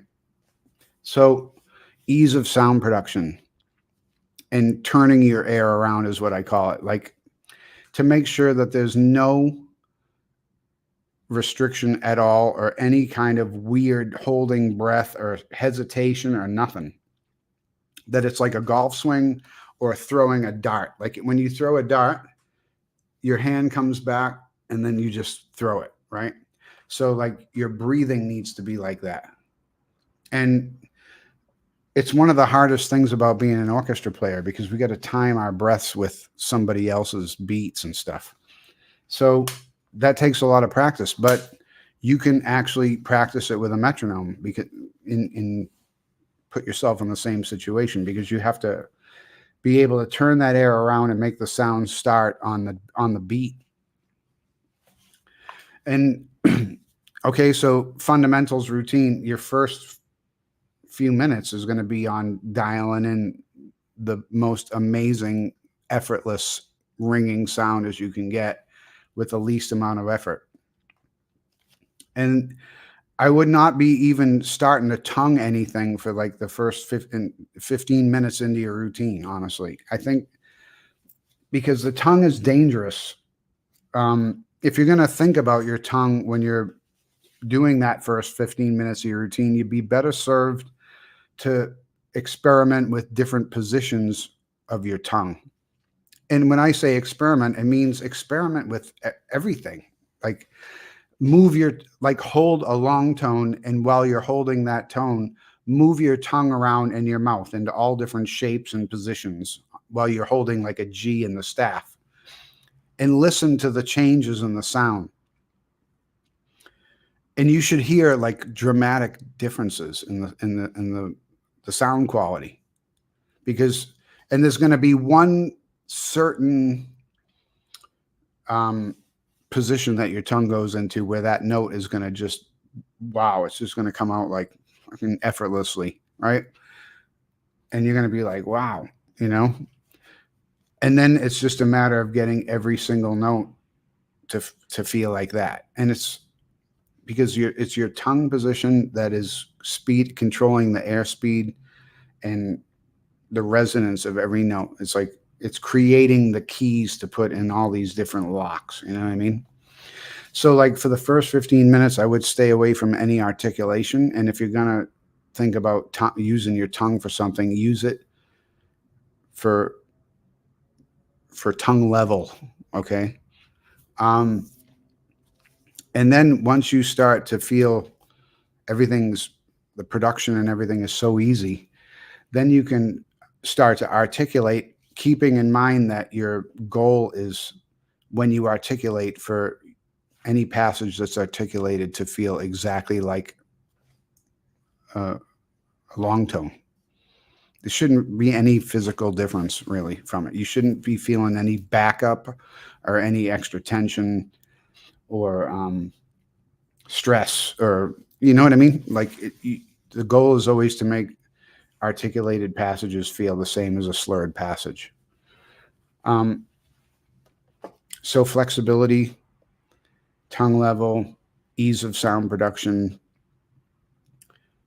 And then, of course, like maybe after a good 20 minutes of really focusing on that, depending on what level you're at. I mean, if you're already a pro, then, I mean, it doesn't, you know, it's totally relevant to what level you're at, right? But number one is always going to be sound, because you can have all the technique in the world, and if your sound is bad, nobody will pay to hear it ever. You have to have a great sound. And the trumpet is ready to make a great sound for you if you give it the right input. So I would say that first 20 minutes is all what I just talked about. And then, of course, you're going to work on your finger stuff. Our third finger is always going to be the laziest. So playing exercises and studies that involve your third finger more is a good thing. Because the third finger is really sluggish by nature, because you can play Petrushka. You can play so much stuff with just 1 and 2 that the third finger is it's weak, right? So when I'm working on finger stuff, I really try to use the third finger as much as I can, just to keep it in the game, you know what I mean? And then lip slurs, Chickowitz lip slurs, okay? And Chickowitz, when you practice these, I feel a lot of people kind of miss the point of these exercises. And the point is, when you play the Chickowitz exercise, is to feel like you're playing a steady long tone, but you're not. You're moving your valves. And it's not as easy to do as it sounds, right? Because like as soon as we move the valve, some event happens, usually in the chops or in the throat or something, right? And the focus of Chickowitz is to keep that flow exactly the same while you move the valves. This is the key. And when they practice this way, you get amazing results from them. But when you just da da da dee da da da, that's not going to help anybody if you're not thinking about the right things. And this is the problem with books, you know. And books is that, like, you know, unless you studied with Chickowitz, or unless you studied with somebody that did study with Chickowitz, you know, I'm lucky. I've had teachers that have actually either written the books that I've studied from or studied with the person that did. So my information is second or third hand at most, right? But like Caruso and all that stuff, like I've studied with people who studied with him. And although I don't do Caruso, I understand the value of Caruso. So I just went on a super long tangent, but I hope that helps. What time is it here? It is 11 p.m., Gabriel. Jason, do you miss living on the yacht? Yeah, must have been nice to practice anytime I wanted. Yeah, I miss, I don't know. I miss some things about living on a yacht, but overall, I'm really happy with the decision that I made to sell it because I have much more liquid right now. And yeah, instead of a boat, I got a beautiful house in the Philippines. So that works too. And no fuel and maintenance and all that stuff. It's great. What happened to my awesome Philippines vlog? It took too much time and too much work. And it was like I was obsessing about it. And it was misplaced energy as far as I'm concerned. You know what I mean? Like, because like my Philippines life is going to eventually be my retirement. And I don't really, so much of my life is on stage already for so long that I feel maybe I'm going to keep my Philippine stuff just for myself and just not vlog any of it. You know what I mean? Just because it's so tempting, because I'm so into like cameras and editing and all this stuff, and I obsess about it, and it just, before I know it, I burned up like serious hours on this stuff, and it's not healthy. It's not healthy to sit in the house and edit videos all day. It's better to be out walking and practicing and all that stuff. But thank you for saying they're awesome. What's the worst you've ever damaged one of my trumpets? I did drop a horn like directly down on the bell once. That's about as bad. It crushed the bell pretty bad. It's a long time ago. I haven't dropped a horn or damaged a horn in a long time. I still have nightmares about it though. I have nightmares that I'm going out to play Mahler 5 and I drop my trumpet or something stupid like that. I still have those kind of dreams, but it hasn't happened. I do have a friend that ran over his trumpet once. It was in one of those reunion blues triple cases, and the trumpet, it was like bent up like that, and like right where the bell stem is, it was like the whole thing was like flat. It was like, it couldn't be fixed.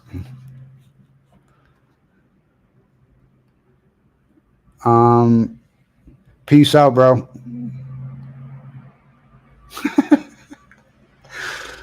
What do I think about Maynard? I got to hear Maynard live. My mom took me to hear Maynard Ferguson live when I was in high school, and it was like a religious experience. He played in Concord, New Hampshire. It was like an hour and a half drive from where I lived at the time.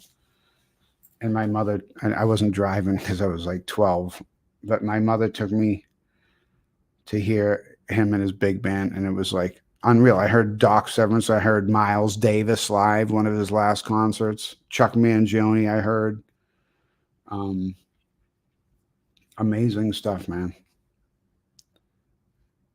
I love Maynard Ferguson, though, man. He's like, I think he snorted a lot of his earnings up his nose, because nobody like no average like American guy has like this much energy at that age. Like, this is something helping out there. Have you ever had horn work done by old Russell Lieber in Providence? No, I haven't heard of him, but again, I haven't lived in the States since 2006, and I didn't live in the Boston area since 1999. So I hadn't heard of him, but I used to use a guy called Ken Pope, French horn player. He's a really good repair guy. Sam Palavian stories. Oh my God. You heard Paramount Brass on the radio in Indiana recently? Seriously? That's nuts, man.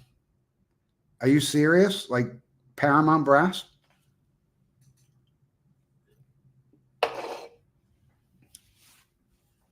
Sam Palavian bailed me out of jail one night on tour, actually. It's a long story. But yeah, it was in Williamsport, Pennsylvania. I'm not going to tell the whole story here, but yeah, Sam was an amazing human being, man. Oh my gosh! Wow, Paramount Brass, Torelli. That's so cool, man. I can't even listen to these albums anymore because I could really play back then. Now I'm like a lazy orchestra musician. I used to have fingers back then, and I can't keep up my fingers anywhere near the level they used to be at doing chamber music. I have a lot of Sam stories. Let me see if I can think of a.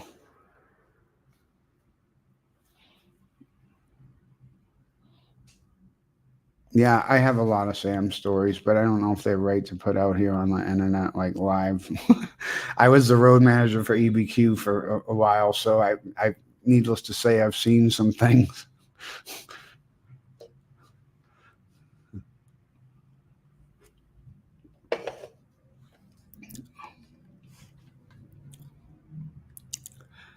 Yeah, I'll tell you about it. I mean, basically, I was a road manager. I was a road manager for Empire Brass, and I'll just give you the short version.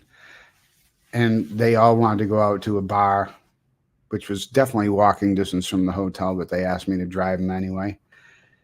And so I had like one beer at the bar, and I was like not hanging out with them. They were all going kind of wild after a concert. And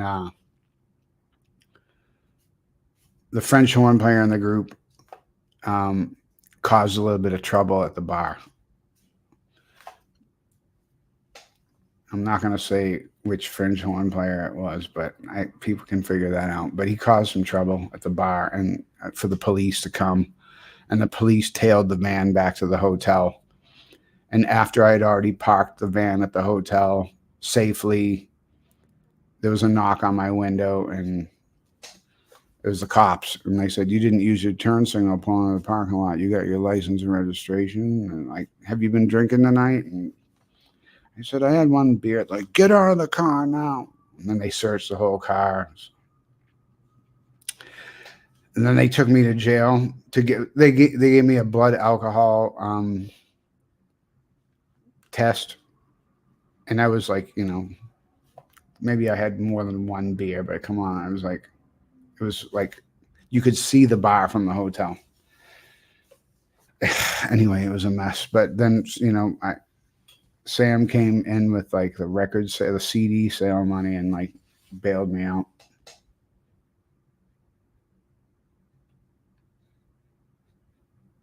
A lot of good times on tour with those guys.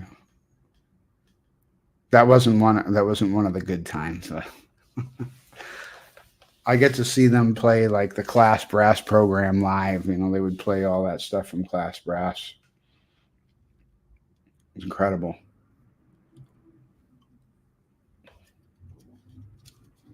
I'm feeling the Pacific Ale, guys. Like, it's killer. Loving it.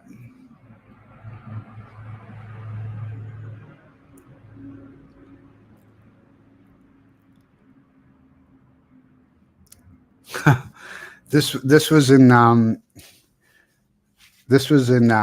Williamsport, Pennsylvania. This epic thing went down. I'm still blown away that they're playing Paramount Brass on the radio, man. That's incredible. Of course, I don't get any money from that. We didn't get any money from anything.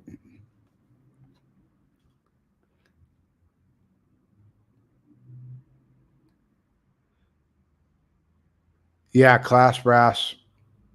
That was the best album, maybe the best quintet album of all times. And whatever happened to Telak Digital? I don't understand what happened to Class Brass. It's not even on Spotify, is it? I don't think it is. And I can't find Telak Digital is like vanished. It was one of the first compact discs I ever owned. Charlie Geyer and Barbara Butler, master teachers, man. Really enjoy watching their stuff. I really enjoy watching Barbara Butler. I've never met her. I never met either of them. But they got tons of students that win jobs. Chris Martin's one of them. They have a whole bunch of really successful students, and they're really, I like their style. They're getting the band back together, John.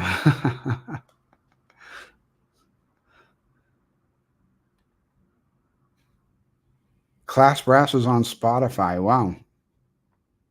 Yeah, I have the CD somewhere too. I don't think I sold that one. It was funny, like when I moved to Asia, It's kind of interesting story. Like it's 2006, and I had a huge CD collection, and it's just when CDs were starting to. It was when the MP3 players started going pretty wild, like the iPods and stuff. And I was able to sell my entire CD collection after I ripped all of the CDs first into iTunes, and then I was able to sell all the CDs for enough money to buy like this, the iPod that had like the wheel on it that you could turn and stuff, like the steering wheel. And like my entire like the CD collection that took up the whole wall fit on the iPod, and that was like, to me, especially moving like to the other side of the planet, was like, wow, I can't believe I can take all of my music with me. And then of course the thing like crashed. The iPod crashed like a few months later, and I lost like tons of shit. But now Spotify, you can get everything. You get everything. Let's see here. What do you think is the most important things when you played in a brass quintet?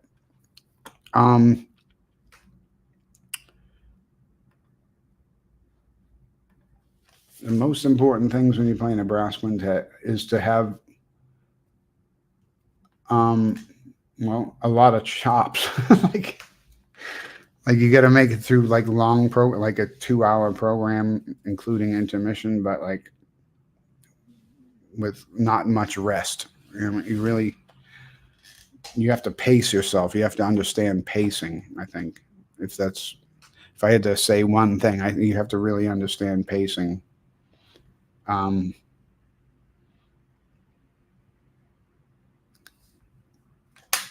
I like memorizing music too. I've talked about this before in my lives. Like, I really like to memorize music because it really frees you to allocate those resources to other things. Like, if you're not looking at what notes coming next, you can put those resources to much better use, like your technique, like you're holding good form and making better music, if you're not actually looking at what notes are coming up next. But for quintet, I would say pacing and preparation, because they're all solo parts. There's only one person on a part.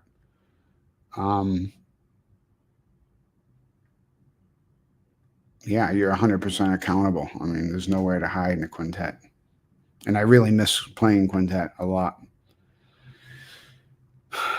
Are you friends with any famous tuba players? Besides Sam, I don't know if you consider them famous. I guess not. I'm friends with a lot of really great tuba players. I mean, Steve Campbell is the principal tuba of Minnesota Orchestra, and he's amazing. I don't know if he's famous, but he should be. He's probably one of the greatest orchestral tuba players out there right now.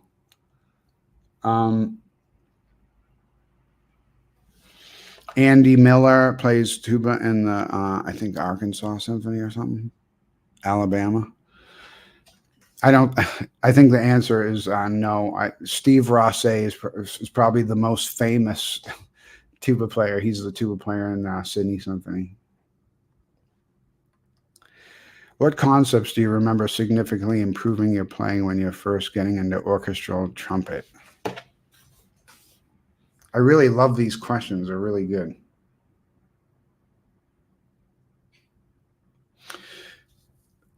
Okay, for me, I was coming from a chamber music career. And I was playing like a soloist 100% of the time, because that's what you do when you do chamber music.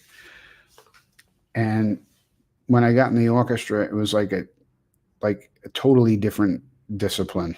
Like, it was like basically a mirror image of where I was coming from. Like in a quintet concert, I'd play like 1 million notes in an hour.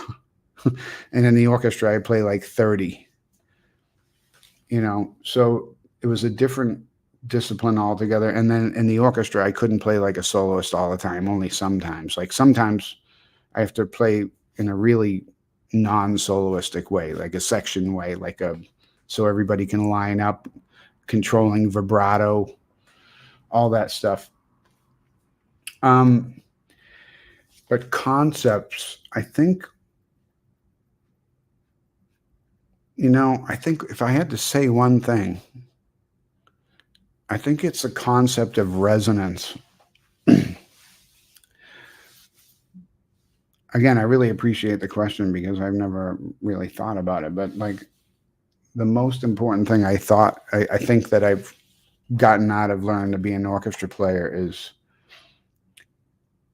playing with resonance and not, again, trying to shove my gut through the trumpet and get my sound to the back wall or whatever, you know, to blow your sound to the back wall, because that's kind of like the way that I played for a long time. Like I played in jazz bands. I played like, there was quite a bit of violence in my playing when I was younger. And I had this kind of blow mentality, like I'm going to blow as hard as I can.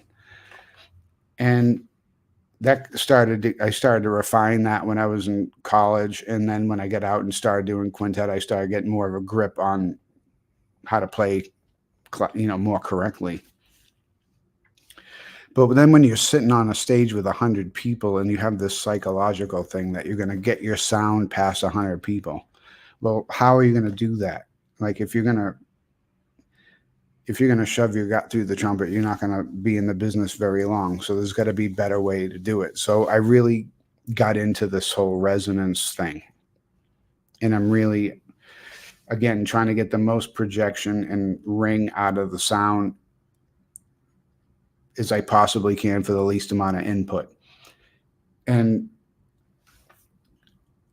I went through the mouthpiece valley of doom, you know, like when I was playing in quintet, I was playing like a stock 1.5 C, and then like the biggest mouthpiece that I played in the orchestra, like in my first job in New Mexico, I went as big as a Bach 1, just a 1, not a 1C or a 1A, like just a Bach 1 with a 22 throat and a 24 backboard. I think it was like what Phil Smith was playing or something. I was like, I'm gonna play this bucket, you know what I mean?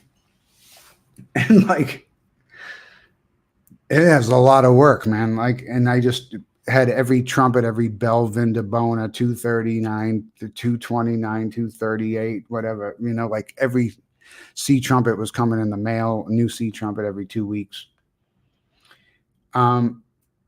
And I went to this huge equipment for a while. And then like now I'm playing totally middle of the road stuff again. Like, and this is 20 something years later. But for the past 10 years, I play basically a 1 1/4 with a 24 throat, 24 backbore, and Yamaha Gen 3 Chicago C trumpet is what I play most in the orchestra. Because that setup in my hall that I play in, like the concert hall that we have here in Singapore, you know, it doesn't really respond to enormous mouthpieces so well. Like when I auditioned for this job, I was playing a 1B mouthpiece and just a stock Bach 1B mouthpiece. That's what I'd been playing for the previous 5-6 years. And I got into this huge concert hall here in Singapore, and it was like there was just no brilliance in the sound at all. It was like I felt like I really had to push to feel like I was making anything happen out there.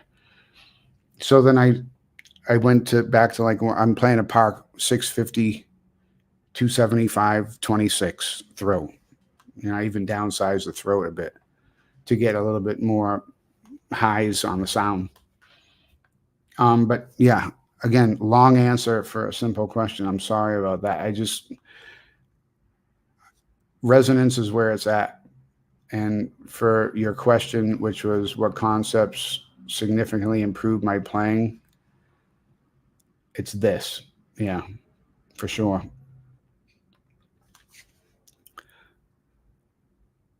Oh my gosh.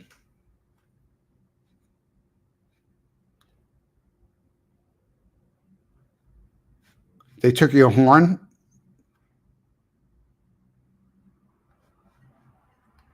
Winning.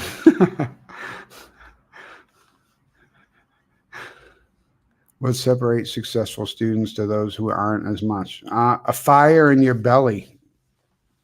You gotta have a fire in your belly, man. Like, you know, in all these years of teaching, I've had students who are really talented and probably could make it if they really wanted to make it, but they don't really want to make it. And then I have people that aren't talented and they want to make it, but they don't know how to put it all together. And then I've had everything in between too. So what I try to identify in the admission process, you know what I mean, is like to try to admit people to the program that I know really want it badly, because trying to motivate somebody to do this it's not possible. I mean, the only way to be successful as a performing musician in any genre, I think, is like to have a fire in your belly and to insist on one outcome, and that outcome is you're going to make it and you're going to be a musician for the rest of your life. You can't have a lifeboat for this. You have to be all in, like 100% in. And, you know, there's no such thing as halfway here.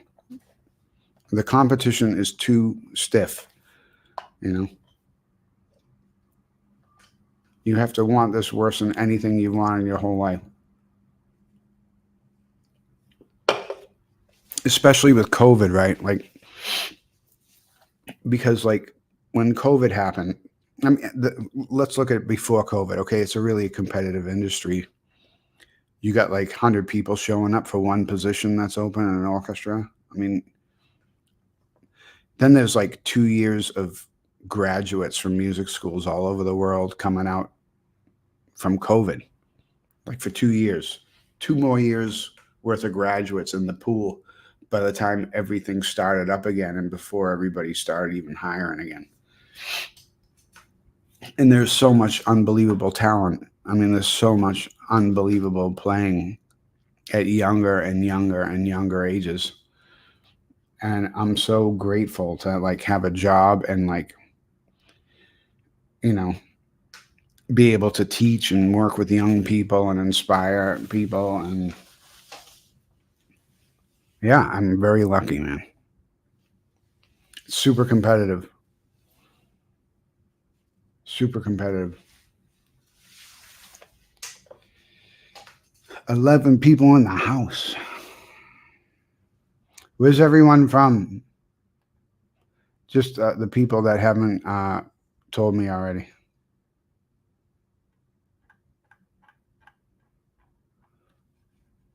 Why Singapore? Okay, that's a good question. Why Singapore? The answer is simple. You have to go where the work is, okay? You have to go where the work is. I mean, like, that's another thing you have to be willing to do. I will show you. I'm sure you guys know. I'm sure you guys know about this website. Let me share this. So you guys all know this website, right? This is called Musical Chairs. This is like the help wanted newspaper for musicians. So if you want a teaching job or a performance job, let's see what performance jobs we have for trumpet. Doesn't look like much. Okay, I can't even pronounce this place. Vratsa Symphony Orchestra, okay? Principal trumpet. No idea where that is. Looks like Russia or something. Auckland Philharmonia, sub-principal trumpet. Navy, Army Band, Army, Navy, Air Force. Winston-Salem Symphony, principal trumpet.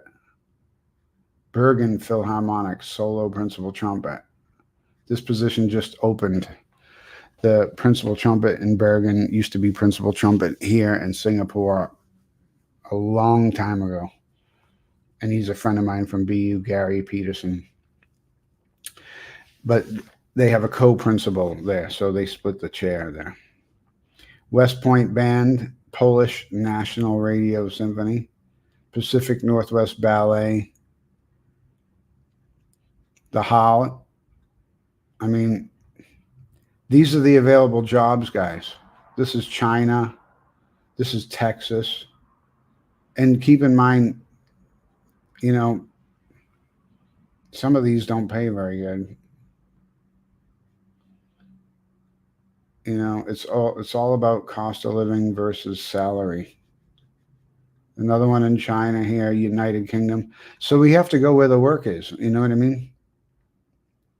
And I was lucky because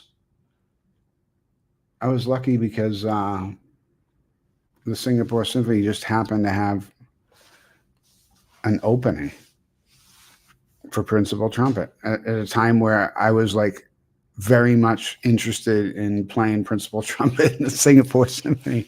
You know, it couldn't have lined up better. It was like, and I just like all the stars aligned for me. You know, I worked really hard on my audition, really hard. The whole audition's from memory, as always. But it was one of the best auditions I've ever played. And it was at the right time, and here I am, and I love my life here, and it's awesome. Okay, that's in Brazil. Okay, noted. All right, Gabriel, cool. That's awesome. California, Paris, France. Oh, this is amazing. I'm flattered, guys.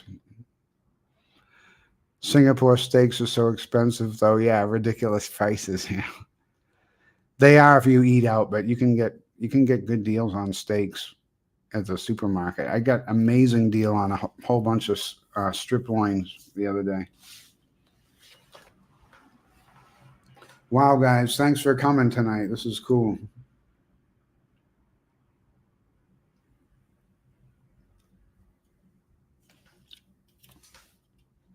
Here we go. Ollie's writing. Some don't pay very well, true, but I highly suggest people still go for these jobs. They're starting points unless one has a family and kids. It's almost a no-brainer. As John says, go where the work is. Yeah. You have to go where the work is. You got to get a start somewhere, right? I mean, I'll be honest with you, like China, you got to be careful because once you get into a China orchestra, they won't let you audition for other orchestras. That's just how it is in China. But places like Vietnam, like Olly's band, tons of other places. China's the only exception, man. If you win a job in China, they ain't gonna let you out to take auditions. If they hear you took an audition, they'll fire you. You know, they take it really personally. It's weird. But yeah, you get it. I'm not saying don't go for a low-paying job. I'm just saying you got to be aware of, you know, do your research. Some orchestras require experience, so getting that first job is great. Yeah, I agree completely. Totally, bro. Hey, cool. Oh, cool. That's awesome, Jason. I wish I had more footage. That was an amazing summer. There was so much I recorded actually with my mother's camcorder. She had one of these huge things you held on your shoulder. It was like a television camera. And then I tried to transfer it to like DVD, and then the quality went down a lot, but I'm happy to get some of it up there. How much longer are you planning to be alive for? Gabriel Baker, how much longer? Well, hopefully till tomorrow. I don't really make too many plans beyond that. I don't really, life is what happens when you're busy making plans. That's what I'm saying, I don't plan to be alive. That's why I YOLO, like I live every day like it could be my last, because it could. Okay. Do your research. Yeah. Know that small print. You were in Singapore in 89. Or where? In Tanglewood.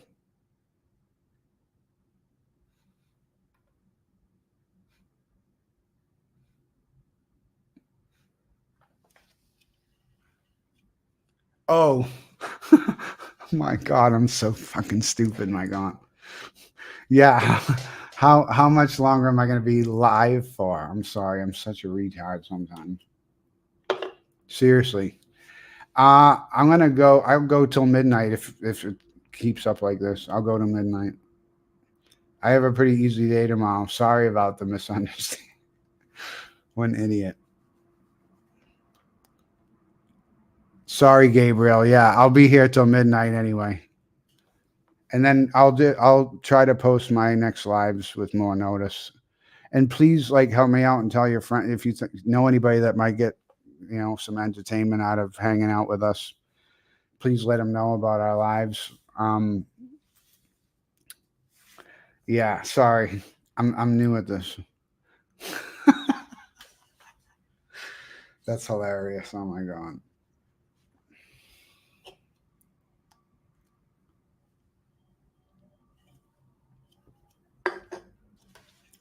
I could vote on whether I drink one more beer. That was only my first beer today. That's crazy, man.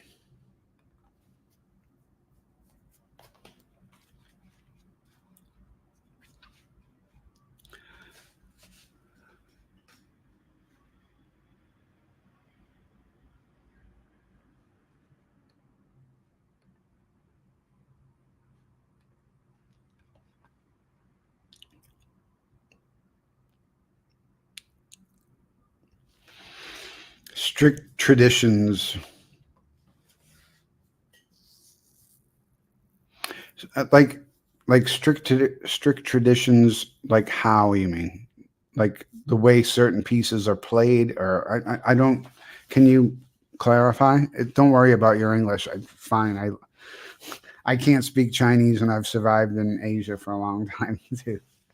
Don't apologize. Just try to be more specific, and I'm happy to answer. Just give me 2 seconds, guys. 2 seconds.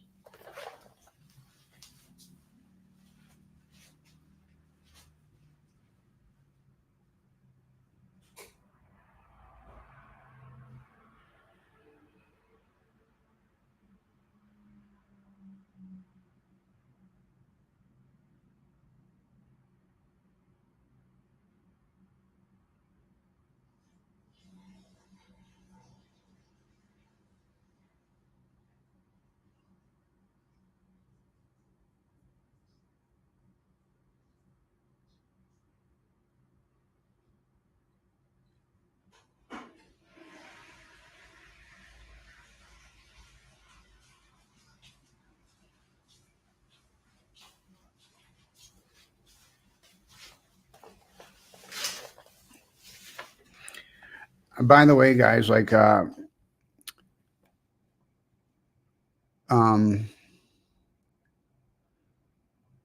water helps a lot. Make sure that you pee clear every day. It's hard to play a brass instrument if you're not hydrated. Honestly, it makes a big difference. Adam Rappa swears by it. I mean, I lived with Adam for a month, and that guy like drinks like 2 gallons of water a day. So it's worth a shot. Oh, like traditional. You mean like playing the German system, like playing rotary trumpet and stuff like that?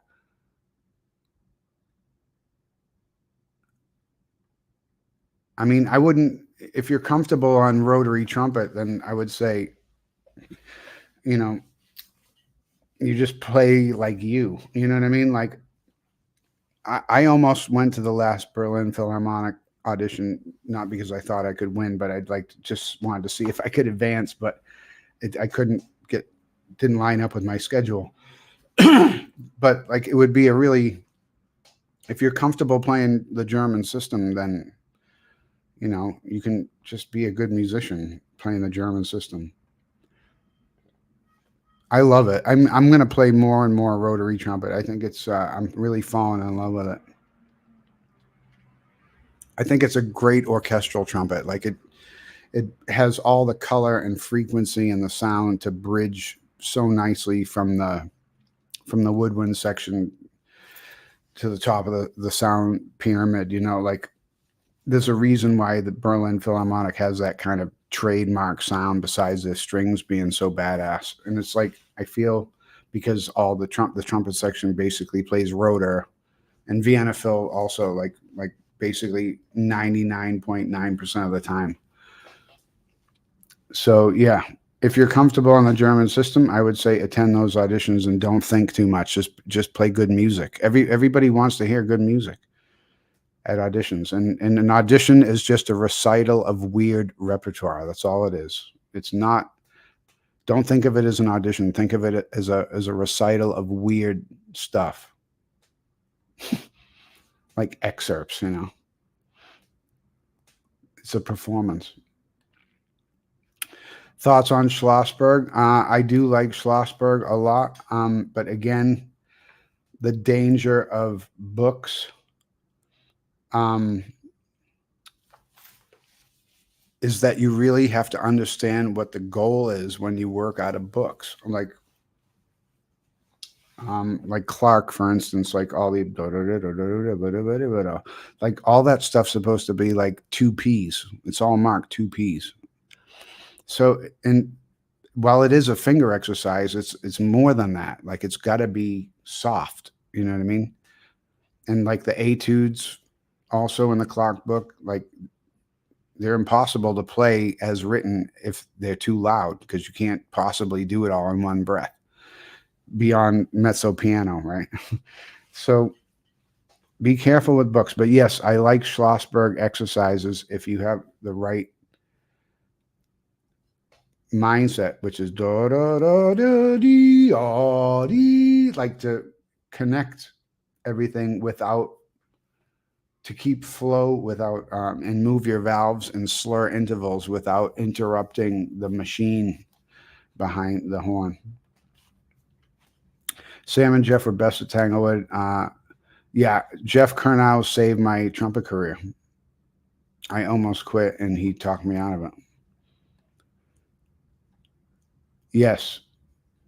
I think if you're comfortable on German trumpet, go and play your heart out and don't think too much.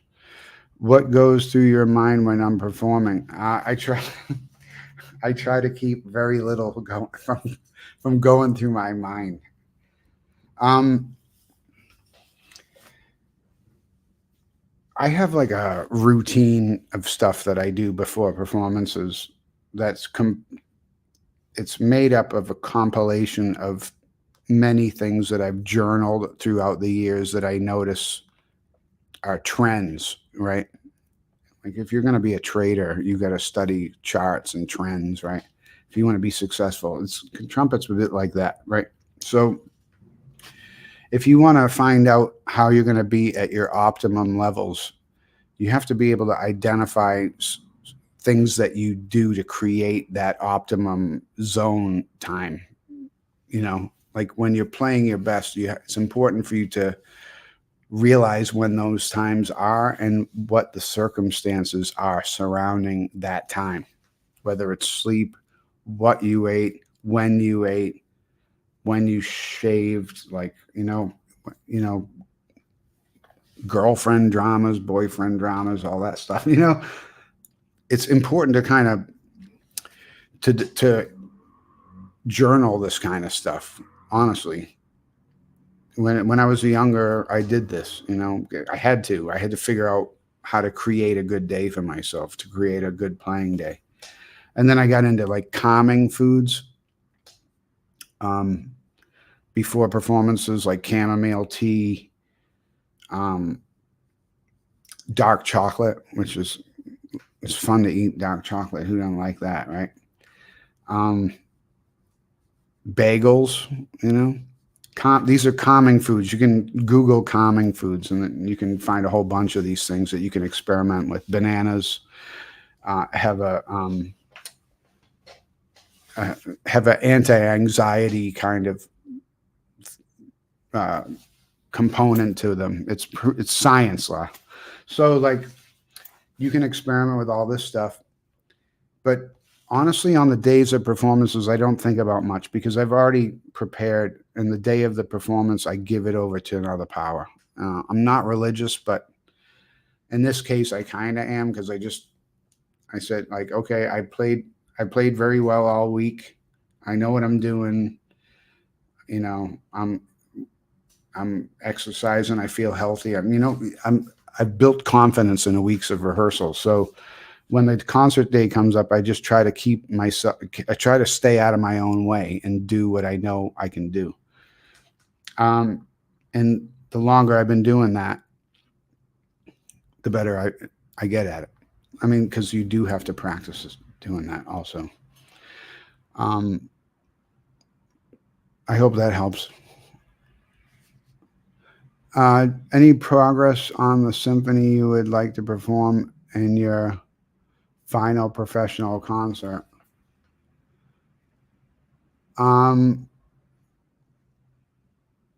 No. No, I haven't really thought about that because I don't know. I was toying with the idea of retiring in the next couple of years, a few years, but I'm really in no hurry to retire. I really love what I do. And I don't know how my retirement's going to actually go down. I don't know what that's going to be like. But I got time to think about it. I'll keep you posted, Horn Ensemble. Hey, Ben, how are you, man? Good to see you, bro. When are you coming to Singapore for a visit?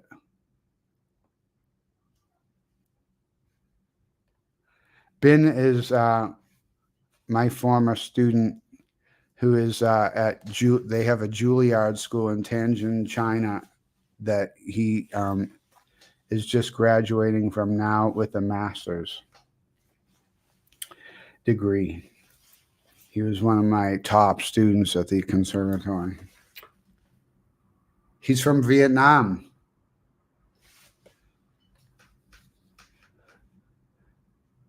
How to do good recording, suggestions on equipment. They have such good recording gear that's so portable these days, like the Zoom recorders. I had one called Edirol recorder, but I think Zoom's better. I think Zoom's making the best digital recorders now. I mean, like literally amazing, like studio level quality. Placement's really important when you're recording. You want the microphones like up above your bell. You don't want direct sound going to the mics. So if you're going to record yourself playing, I would say put the microphone about 6 feet in front of you and about 4 feet above your bell, something like that. And have the microphones kind of, like crisscross like this. On the Zoom recorder, they're already like that. So you can just put the Zoom recorder on a mic stand and raise it up, or you might have to get a light stand because they go up higher, but at least like 6 to 10 feet out in front of you and 4 to 5 feet above your bell. And that will make you sound amazing. We used to record all our Quintet albums like that.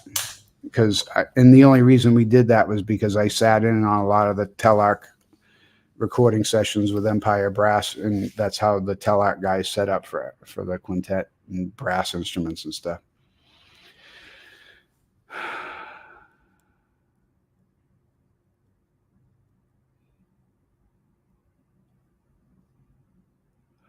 Such a bane of so many musicians, and for some reason it seems to worse now than it's ever been. Yeah.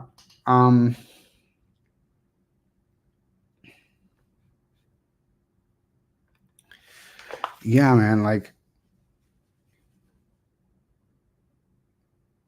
I don't know, like, getting old helps. Like, you know what I mean? To be honest with you guys, like, getting old helps. I was like really wound up like in my 30s and even my 40s, you know, but ever since I turned 50, like, I'm able to hang with like stuff way better now. And I think, of course, a lot of it's come from experience, but not all of it. Like, some of it has just come from like, I don't know, the older you get, like, you gotta start picking what stuff you're gonna worry about, and it's freeing, you know what I mean? But you can actually start doing that earlier, because you should only be worrying about the things you can control. I mean, that's what I actually learned in my old age, right? I learned only worry about what you can control and don't worry about the other stuff. Like, I've had to really practice that.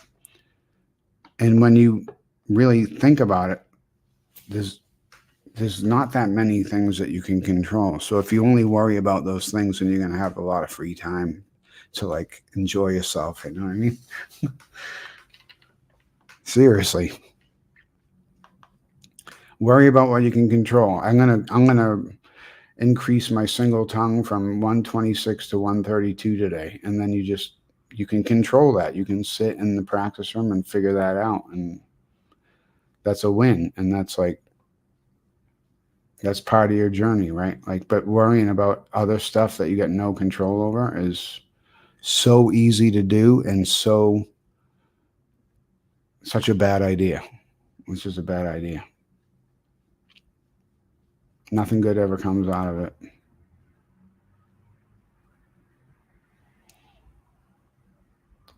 And the audience and audition committees they're all rooting for you. You know what I mean? There's no reason to be nervous. Like, everybody's there for the same reason.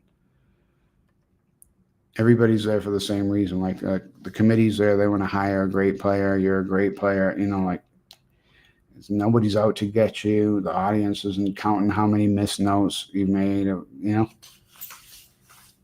the audience work their ass off all week at some job they probably hate, and they just want to come and like experience like something beautiful and artistic. You know, they want to be swept away like mentally and emotionally, you know, and that's where we come in.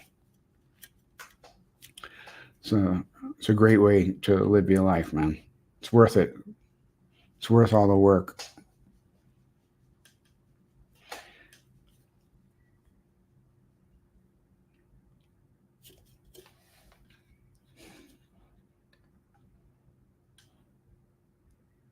Thank you very much, Ben. I miss you too, man.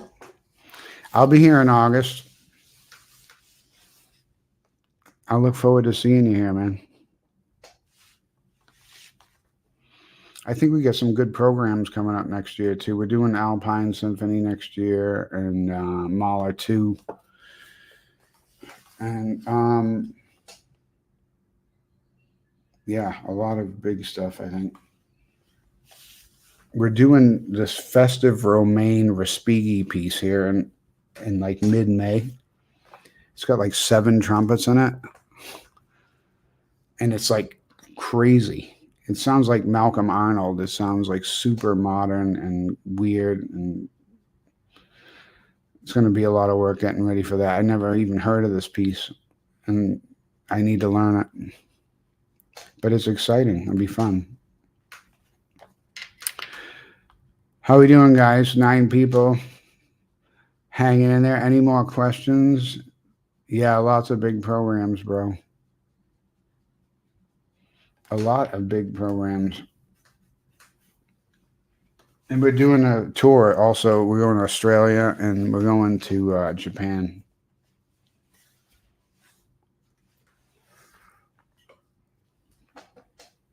I'm looking forward to Australia tour. That'll be cool.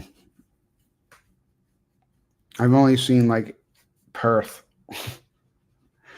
I haven't seen any other part of Australia yet.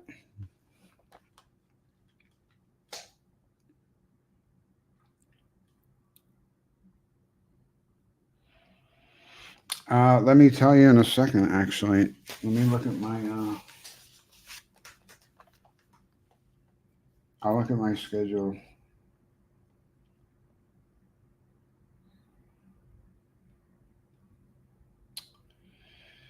September, let's see.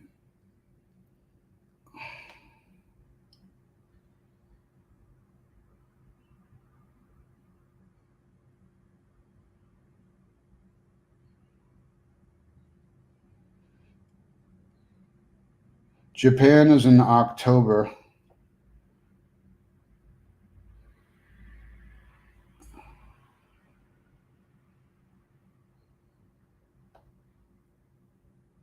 Sorry, hold on.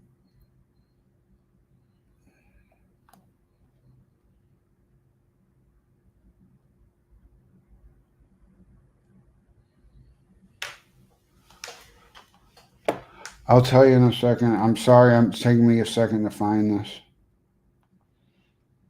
Our Australia tour is February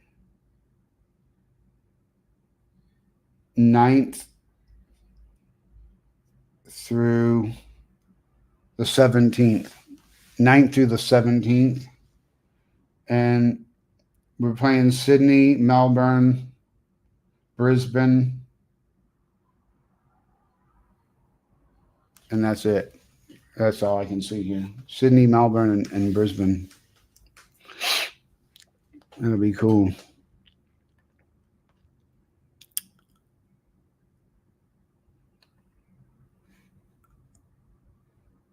I know AG, yeah. Yeah, it's very sad, man. I know him very well. Like, he's really close with my friend Charlie Butler. It was really tragic. It just tells you, man, you got to live your life, man. You cannot wait. Can't wait for stuff, man. You got to make shit happen. We're going to Sydney, Melbourne, and Brisbane.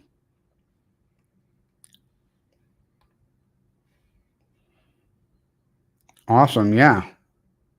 Sydney, I think, is our first concert. Sydney is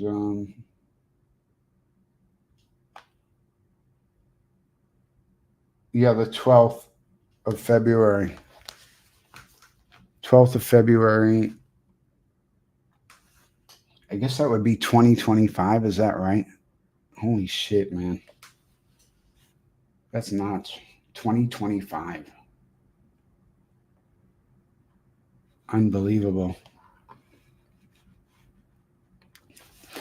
I believe that mouthpiece buzzing has a purpose, as long as you know that to buzz a mouthpiece is not exact. It's not actually what we're doing when we play the trumpet. Like, we don't actively buzz. We buzz sympathetic to resistance. Our lips will be pushed together to create a vibration. That's my very strong opinion about that. So only with the added tubing of the lead pipe we can start to get a vibration. But basically, the mouthpiece, we don't actually buzz the mouthpiece when we play.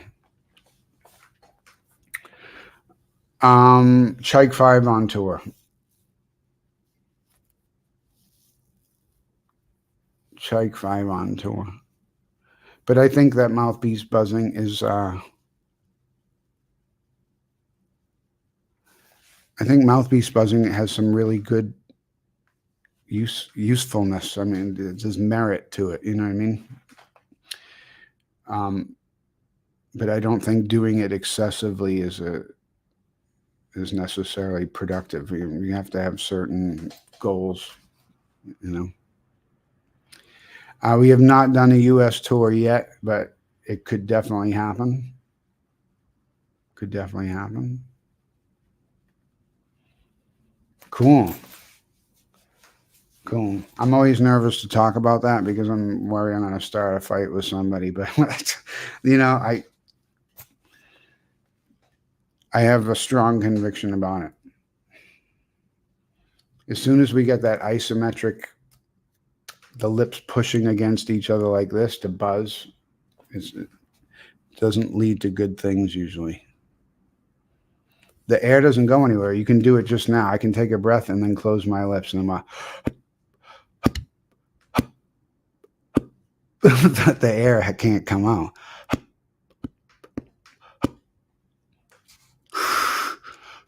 The air can come out now.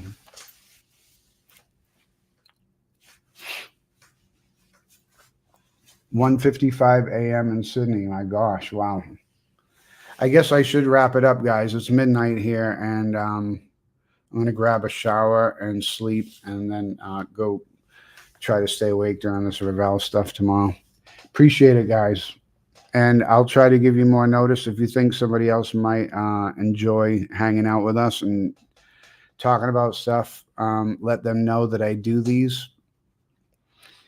I'm not trying to monetize my channel or nothing like that. I'm just trying to like pay it forward. You know what I mean? Like just hang out and talk and, you know, have fun, hang out, be musicians, share information, build a community, you know? So thanks so much, guys. I really enjoyed it as usual, and I hope you guys had fun, and I hope I provided something of use. And I look forward to seeing you all again. Cheers, guys.